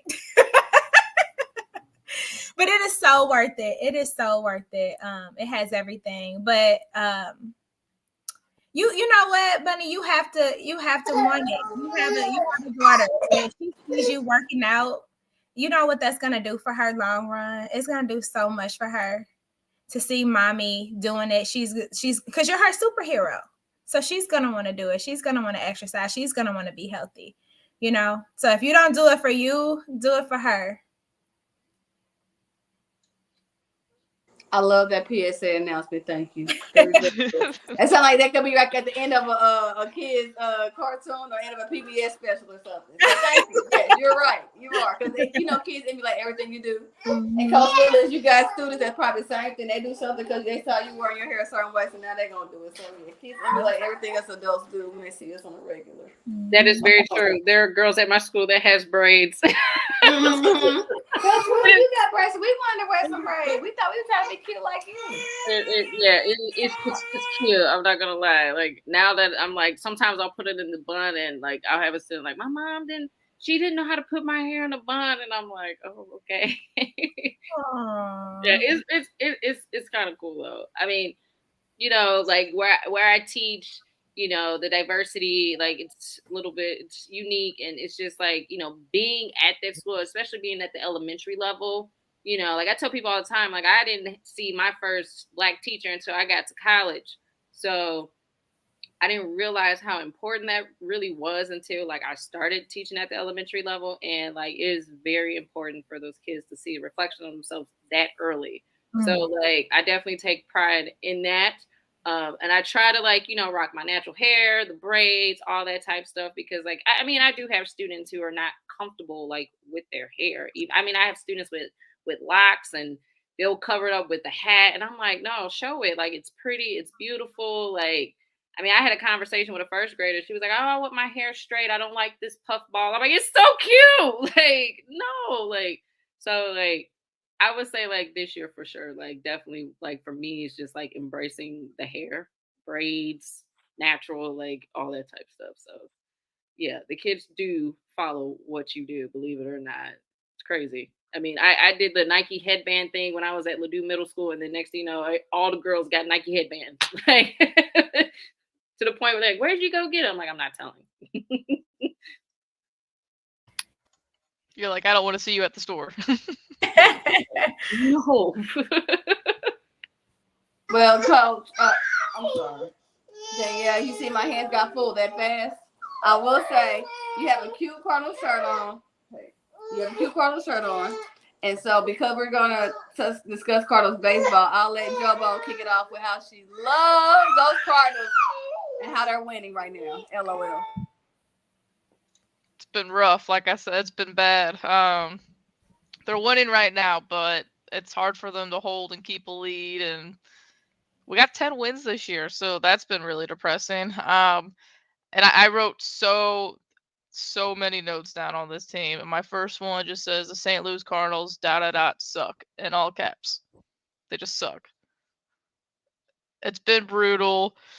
And I will say, I was telling my mother-in-law this today, having baby Mia, baby Bova has been, she calms me down, because back in the day, I'd be sitting on these losses for a very long time, letting it get to me.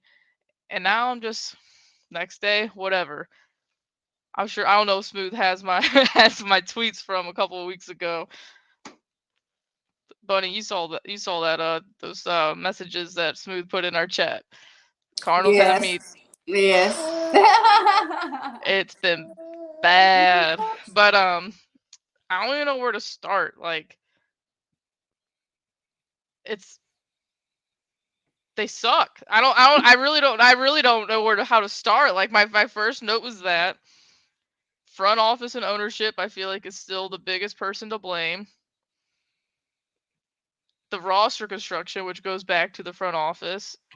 Like, we have Taylor Motter, who was brought back up for Jordan Walker, and he still has yet to play a game since Jordan Walker has been sent down to AAA. He's literally just sitting there taking a spot on the roster. So that's that. But now Walker's slumping in AAA, so I think the Cardinals got in his head. And I tweeted this last night. This is starting to feel like right whenever Matheny was fired. It's just starting to feel like that. And I don't think Ali's going to be fired because there's no way in hell that the front office hires and fires 3 managers in like 6 years. That's such an awful look for the St. Louis Cardinals, but it's bad.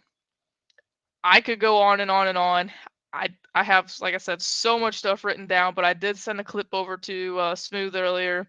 It's from this show called Talking Baseball. They're part of John Boy. Chris Froese was on MLB Network, and now he works for them. And this is him and Trevor Plouffe. He was a former ball player. Pretty much every day they talk about like 5 or 6 topics going on in baseball. And the Cardinals are one, and this is one of the main things that I've been seeing as well. So Smoooth wants to play that clip. So I did a little digging into this one, and I talked to some people close to the Cardinals organization. I said, what is going on there? Ooh, I can't wait to hear this. The number one thing out of their mouths was lack of leadership. And they did say that Wainwright's going to help that. Yeah. But they said that there's a real serious lack of direction right now. And I told this to Brendan multiple times. They're missing the guys like Yachty. I know Yachty had a weird year last year, started the year late, went back to Puerto Rico for a couple different things, non-baseball related. Say all you want about that, but everyone talked about when Yachty came back during that after that Arizona series last year. The team was vibing, the clubhouse was great, and that's just the type of people, that type of person that Yachty was. You know, he's a leadership, been in the organization for almost half my life.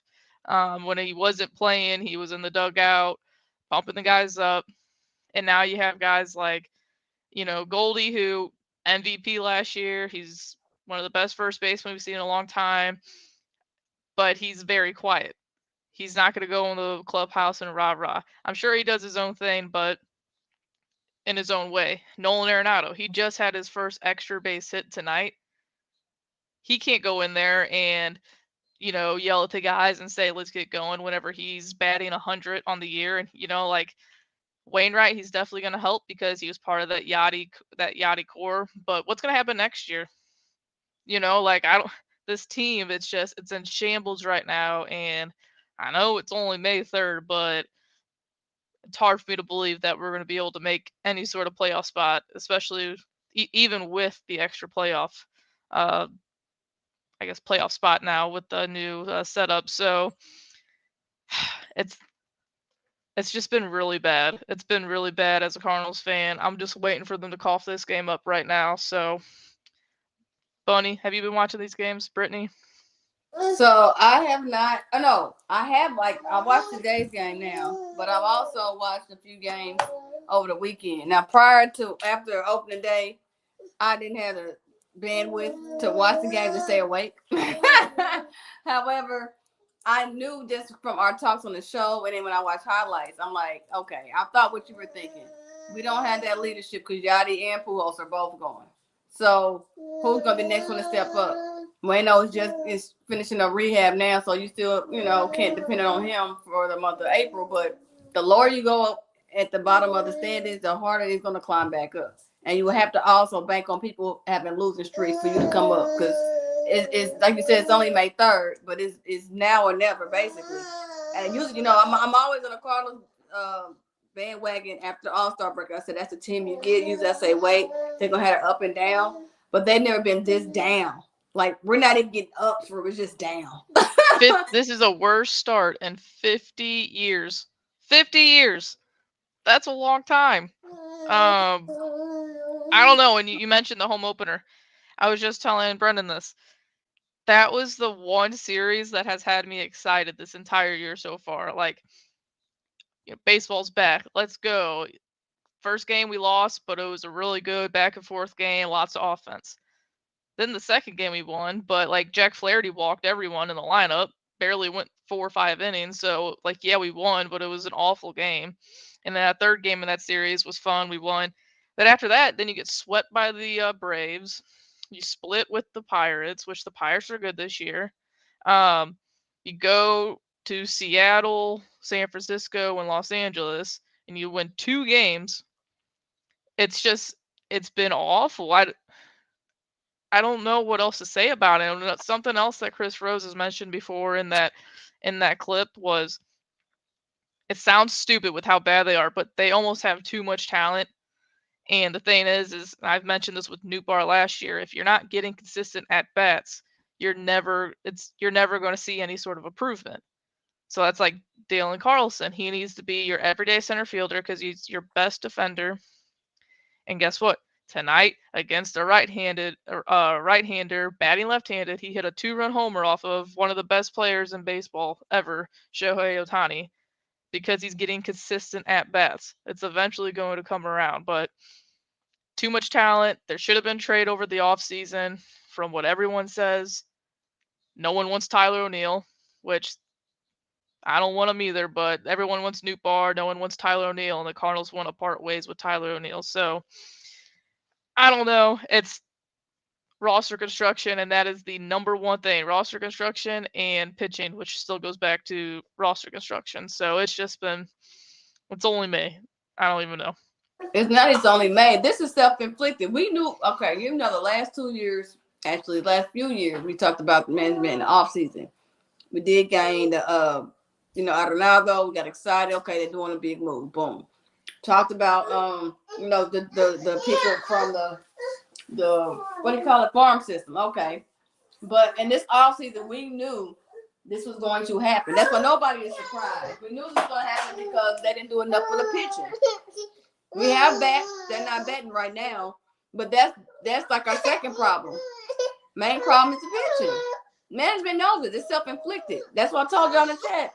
Cardinal Nation does not need to show up, and that'll get management's attention. I mean, what do you think? Before we continue, Brittany. Yeah, we gotta send Mama off because Mama got put her babies to bed.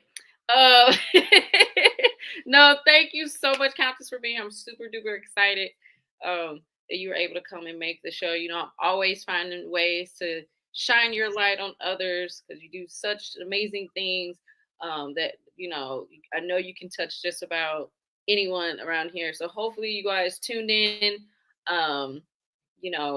meeting someone who's been part of my life and seen me grown through the years. I mean, she's been at every important highlight moments of my life, from graduating college, getting my master's, my jobs, everything. So we just want to say thank you so much for taking the time out and just sharing your story with others. I know you've touched, anyone who was watching live, the ladies here at the show, even our producer, the man behind the scenes. So we just want to say thank you so much for being part of this. And Bunny said, at some point you'll be back. Thank you so much for having me. I had so much fun. It was nice to meet you, Joe. Bunny, I absolutely love you. Thank you for, getting me amped. Britt, my heart, your heart. We just, you're my girl. Your family, it's my family. So I appreciate it. Thank you, Smoooth, for bringing me on. You guys rock. Because when you get ladies together and you're talking about baseball and sports, that's just girl power. I just love it. So you guys have a great night. Thanks again. And I'll see you too, Countess, and you have a wonderful Mother's Day. You too. Yeah, happy Mother's Day. Mother's Day. Everybody, guys.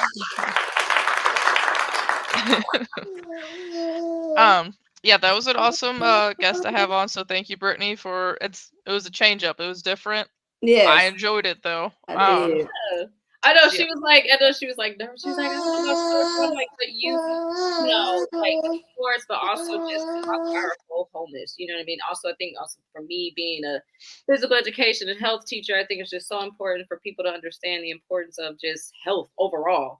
People think it's just the physical aspect, but it's just mentally, especially since COVID, being an educator, even for me, my mental shift. So I just thought it was very important just to be educated on what she does, and then just, again, being in this filled with wellness and stuff, just food, what you put in your body, and what's, my nails. But like, yeah, I just think it's an important message for people to know and just be educated on it, because it's a lot of things that people don't know. If you're someone who just don't pay attention to that, I just think it's important to like shine light, like she said, like from eating and exercising and just taking care of you. Like that is the most important thing. So I thought it'd be, just kind of neat for her to share her story. Like I said, she's a tradesball. Like, I mean, she does a lot of stuff, like you guys heard it. So, yeah, I thought, just bring her on. And like I said, another thing too is just like her drive. I think people with all the things that she's done, like she keeps trying. So I thought it was cool to just for her to come on and share her story, share her light. So definitely. So we'll, like I said, go ahead. Sorry. No, I was just gonna say before you guys, because we all know I don't really know that much basketball. So before we start talking about basketball, can I just say, 2 more things about the Cardinals? Get it off your chest, Joe. It's just more broad. It's okay. You remember during the is that called the winter warm up whenever they're here and in January, the winter warm up. Do you know what John Mozeliak said during that? About the same BS he says every year. About the 2023 Cardinals. He literally was quoted saying, "Who are we?" Don't know. Still, like that's literally my pinned tweet on Twitter, is because like your not general manager, what is he? Our president of baseball operations, Po Bomo. You can't be saying that. I'm sorry. And then I'm going to blame myself for this horrible start and Smoooth. Both of us. One, I think I said it last time on the show. Fred, I blame you. The Blues sucked after you said Joe has the Blues. That's the topic.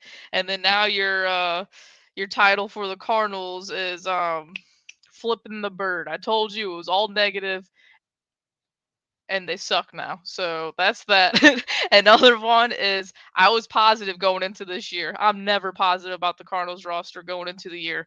I think they always need to do a lot more. I was positive about the team this year, and look where that got me. They suck ass. So now you guys can talk basketball.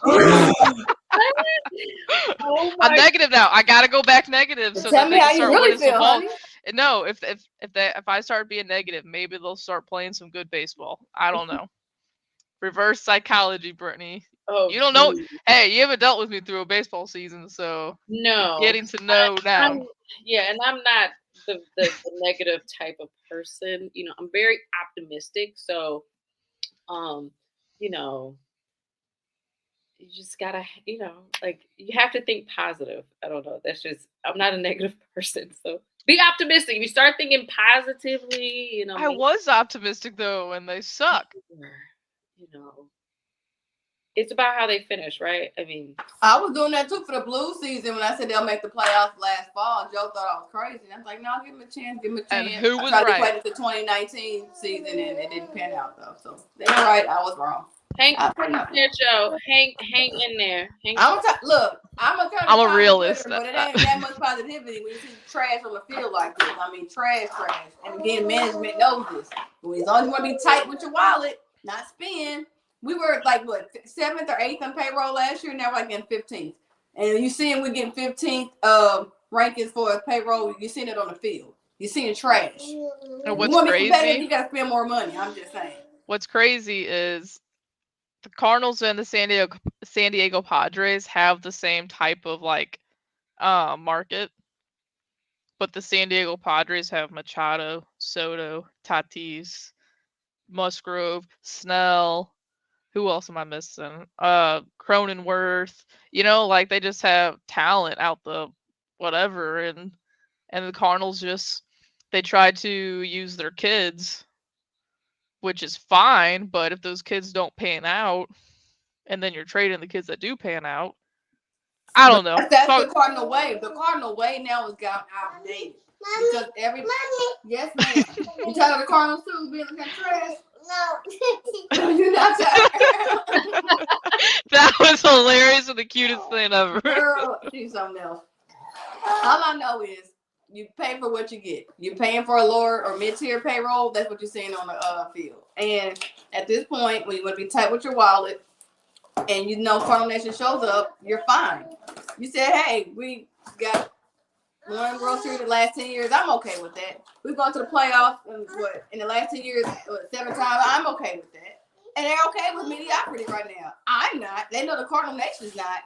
But if you keep making money, because y'all know a lot of days, owners are not about just winning. They want to make money. They don't care losing. The bottom dollar is what they care about. Hey. If you're telling the Cardinals losing, don't act out. Tell that to Mo. Tell that to Bill DeWitt. Don't get mad at me. I'm telling y'all, she's not happy. Joe, you got the baby started about the Cardinals. I know. I'm sorry. They get me like that too, though. That's me almost all the time now. 20 times this year, that was me because I got 20 L's already. Oh my God. Oh Lord. Oh my God. That scared me for a second. What was I gonna say? Smoooth and his wife. They got some tension in the household right now with the Lakers and Golden State going at it. He's over here posting videos of her, dancing about Golden State and then throwing L's on her. And tell me what you guys are thinking about the NBA playoffs so far. This is where I need Sasha now, the other one, because they have a chant at our house because Chris is a big Lakers fan. The chant is "Let's go Lakers!" Boom, boom, boom, boom, boom. She knows it. Let's go Lakers! Boom, boom, boom, boom, boom. Let's go Lakers! Boom, boom, boom, boom, boom. See, she got happy real fast because the Lake Show is king right now, and the playoffs have been good. Shout out to the Lake Show. I didn't think they were gonna pull off the game last night, get it a win. It was to the nail biter there, but they pulled it off on the road, especially. I was really shocked. So Golden State is down 0-1 to the Lakers, but it's just the first game. This definitely looks like a 7-game series. Boom, boom, boom. Yeah, you want to keep chanting the Lakers? Yeah. So I'm thinking it's good so far. So with Fred and Jamie having a tension over the Golden State and Lakers showdown, here in this household, it's just straight Lakers. I mean, I don't care. I just want to see LeBron try to defeat Golden State again without Draymond being suspended. That's a 2016 championship. That's what happened. But I hope that they do go 6-7 games. It's a good one. Now, I'm actually sad about the Suns. I was hoping this would be CP3's time to finally get a ring, and he's out for the next 2 games at least. And the Suns are down in their series. They're not going to pull it out. And they got KD and Booker, and still, I don't see them be able to beat the Nuggets, unfortunately. I mean, even with CP3 in it, it was going to be tough, but with him being out for this 2 games at least, it's literally not looking good for them. So, yeah, it's sad. So I don't think CP3 actually may get a ring at all now, because even after this season, he has some mileage left, but not a lot to pull a whole season. So I think his window is slim, like very slim now to get a ring. That's on the Western Conference side. So Eastern Conference, shout out to our St. Louis own Jason Tatum. But unfortunately, the Celtics lost at home. That was a shocker. Didn't see that one coming. Philadelphia definitely give them good competition. I do see that also being a 7-game series. And Embiid, their best player and MVP, shout out to him, wouldn't even play in the first game, and Philly still won. So the Celtics definitely got to look at themselves, make sure they got the experience now. They know what to do.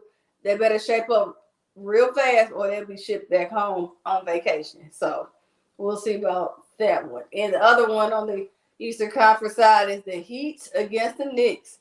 Now, I know the Knicks has gone so many years without going to the playoffs. Up until the last 3-4 years, they finally start going to the playoffs again. But they actually have a good chance to go to the Eastern Conference Finals. I see them beating the Heat. Jimmy Buckets has been clowning. I'm not going to take that from him. But is it sustainable? And he's dealing with a nagging injury on and off. Like, I don't know. But the way the Knicks showed up and showed out, I can see that series going to 6 games, not 7.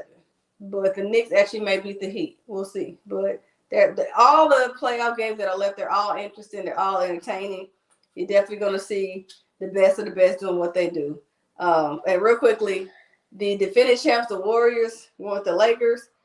Even if they win that one, if they go to the finals, they can win. But this is definitely their last time as a team because they barely got into the playoffs. It took to the very end for them to get it together to get into the playoffs. So I think this is their last window of them trying to win a championship with this nucleus of players. So we shall see. Coach Willis, what are your thoughts, honey? Are you been paying attention to any of the playoffs? I would say I have not watched the second round yet. I've watched a couple games of the first round.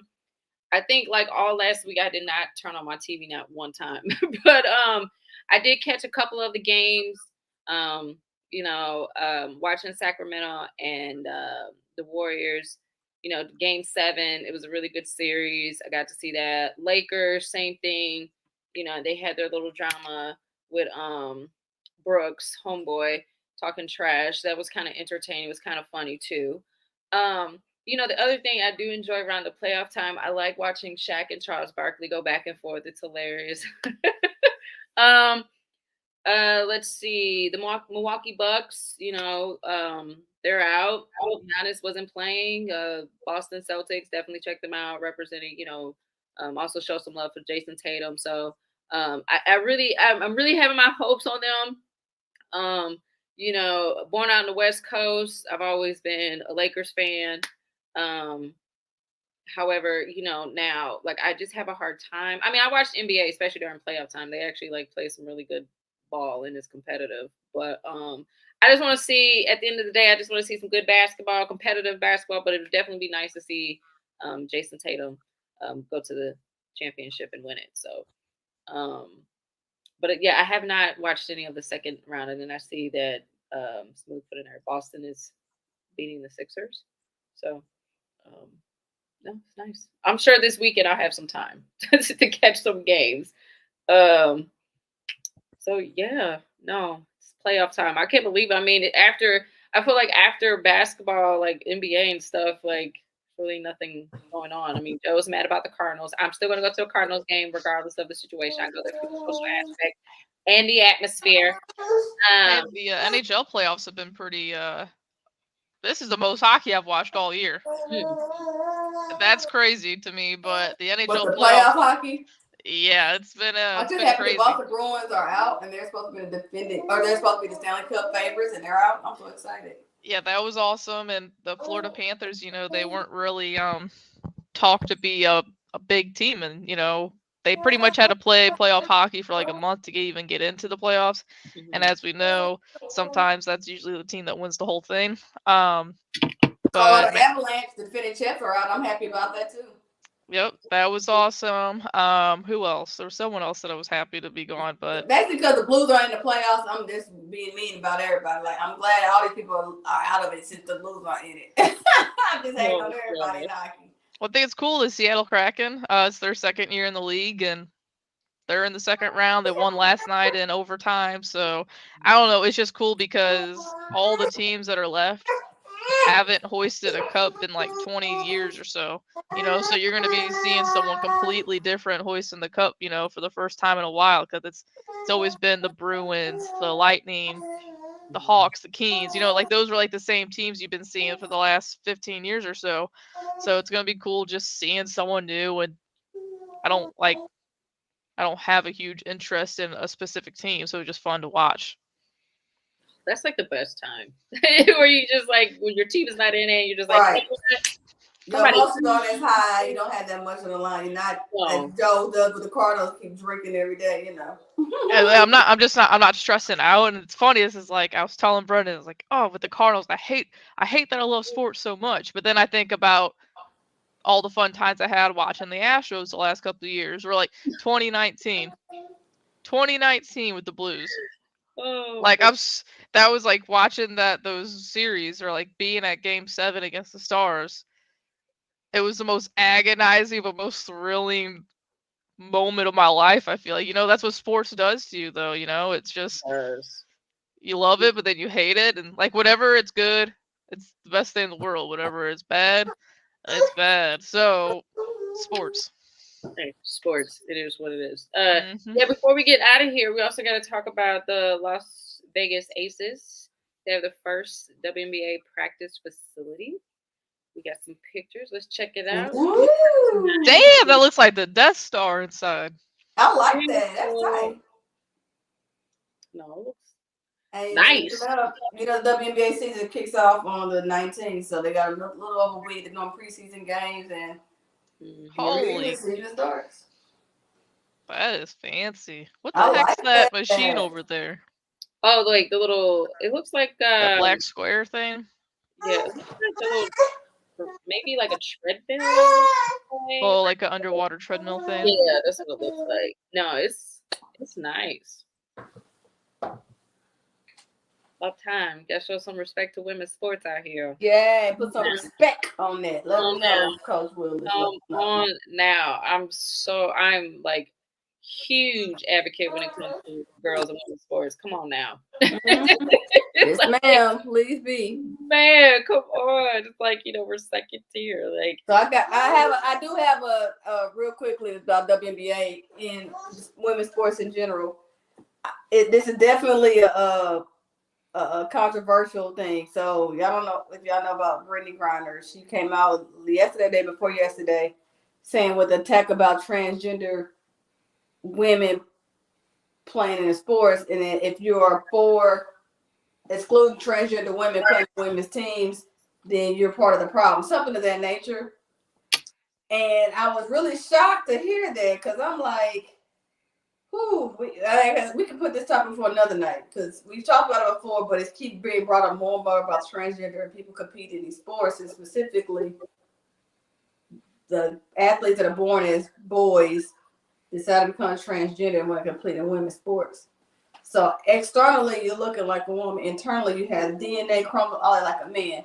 It's just not fair and balanced. Even with hormone stuff, everybody doesn't have to require hormones to bring it down.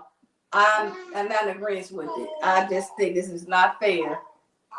Women have to do a lot just to get equal access for sports and facilities, and you still fighting for pay.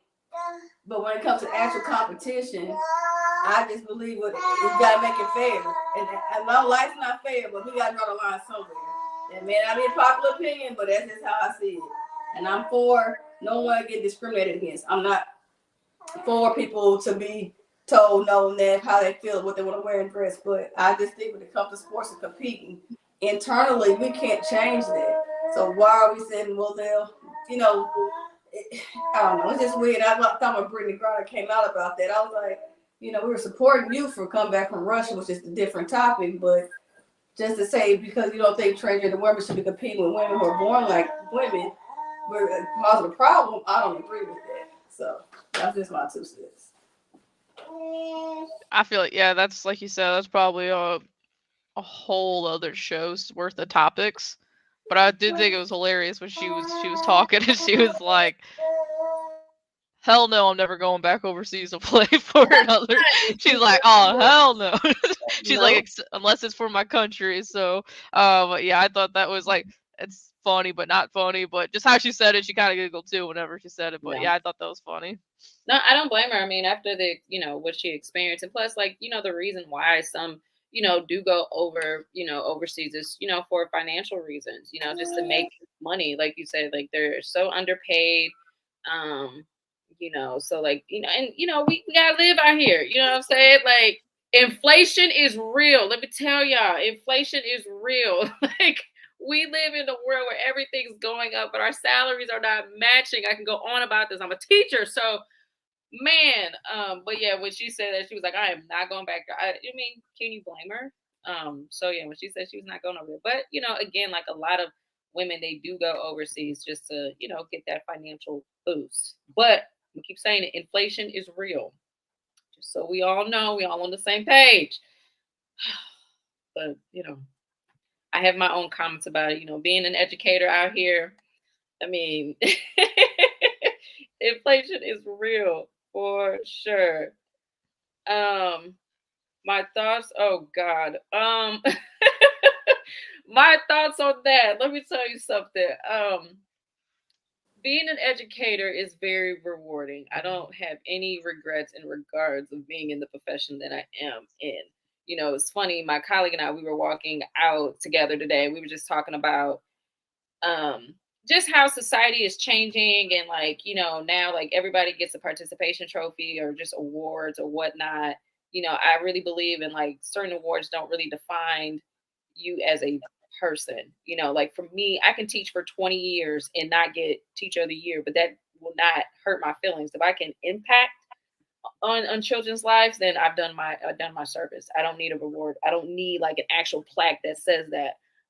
As far as like seeing, you know, everything that's going on in schools, students attacking teachers, um, it is it's very hurting to see.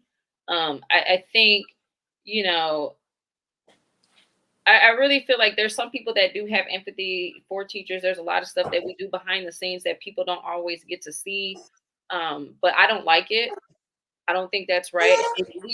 We're now entering a time where not a lot of people are going into the profession. So like in colleges, a lot of people are not going the education route. You have people leaving the profession. I mean, I know this year, you know, friends and colleagues where they're just like, hey, such and such quit. Like people are leaving the profession before the end of the school year. It is very frustrating. It makes me really mad.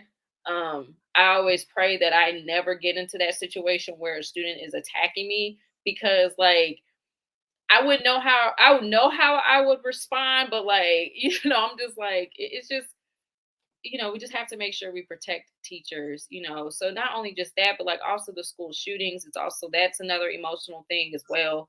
You know, you know, like my building, like, you know, we've experienced some things these last couple weeks. I won't go into detail, but like it's crazy, you know, like, you know, going to work, you know, I try not to go to work in fear, but it's just also like when you see the stuff that comes up in the news, like you're just, it's like fight or flight mode, really, you know. And you just, God, like it's definitely like emotional, like it's tough. Just seeing all this stuff just going on with schools, like it really breaks my heart. You know, school is supposed to be a safe place for kids and place where kids can learn, and then just for us as educators to reach every student in the building. So, you know, anytime I see something negative that's happening in like school and anywhere, like it's just, it's frustrating, it's upsetting for sure.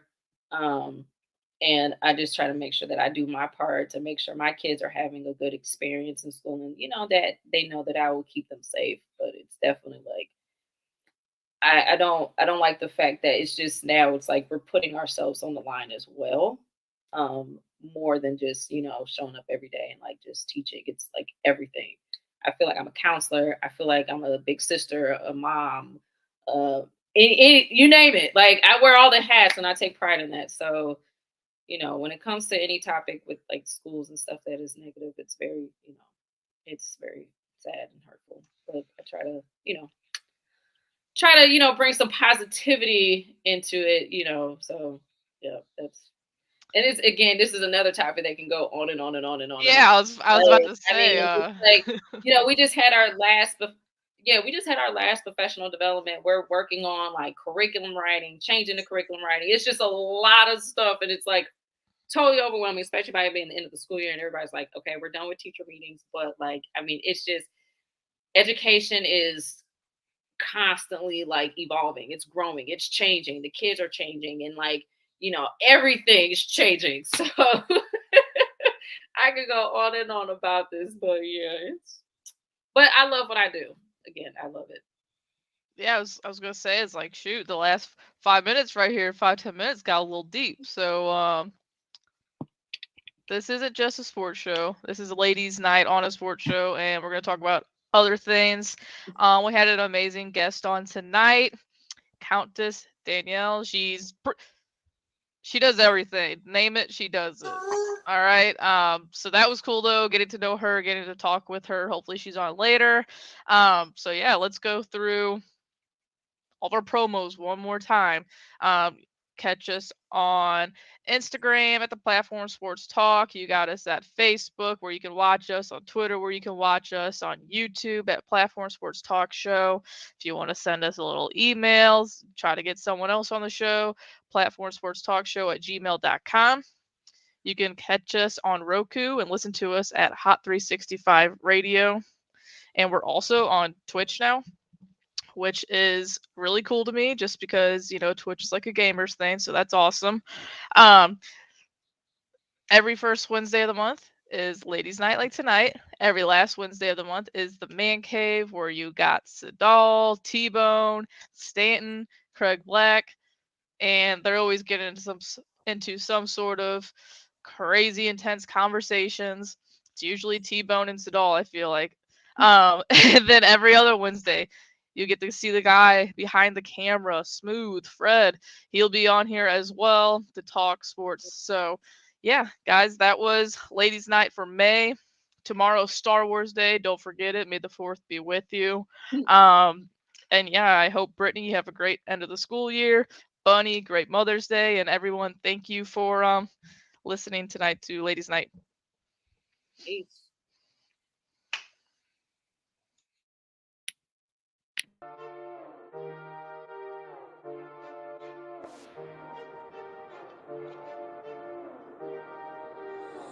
So you gotta let your hands up when the beat drops.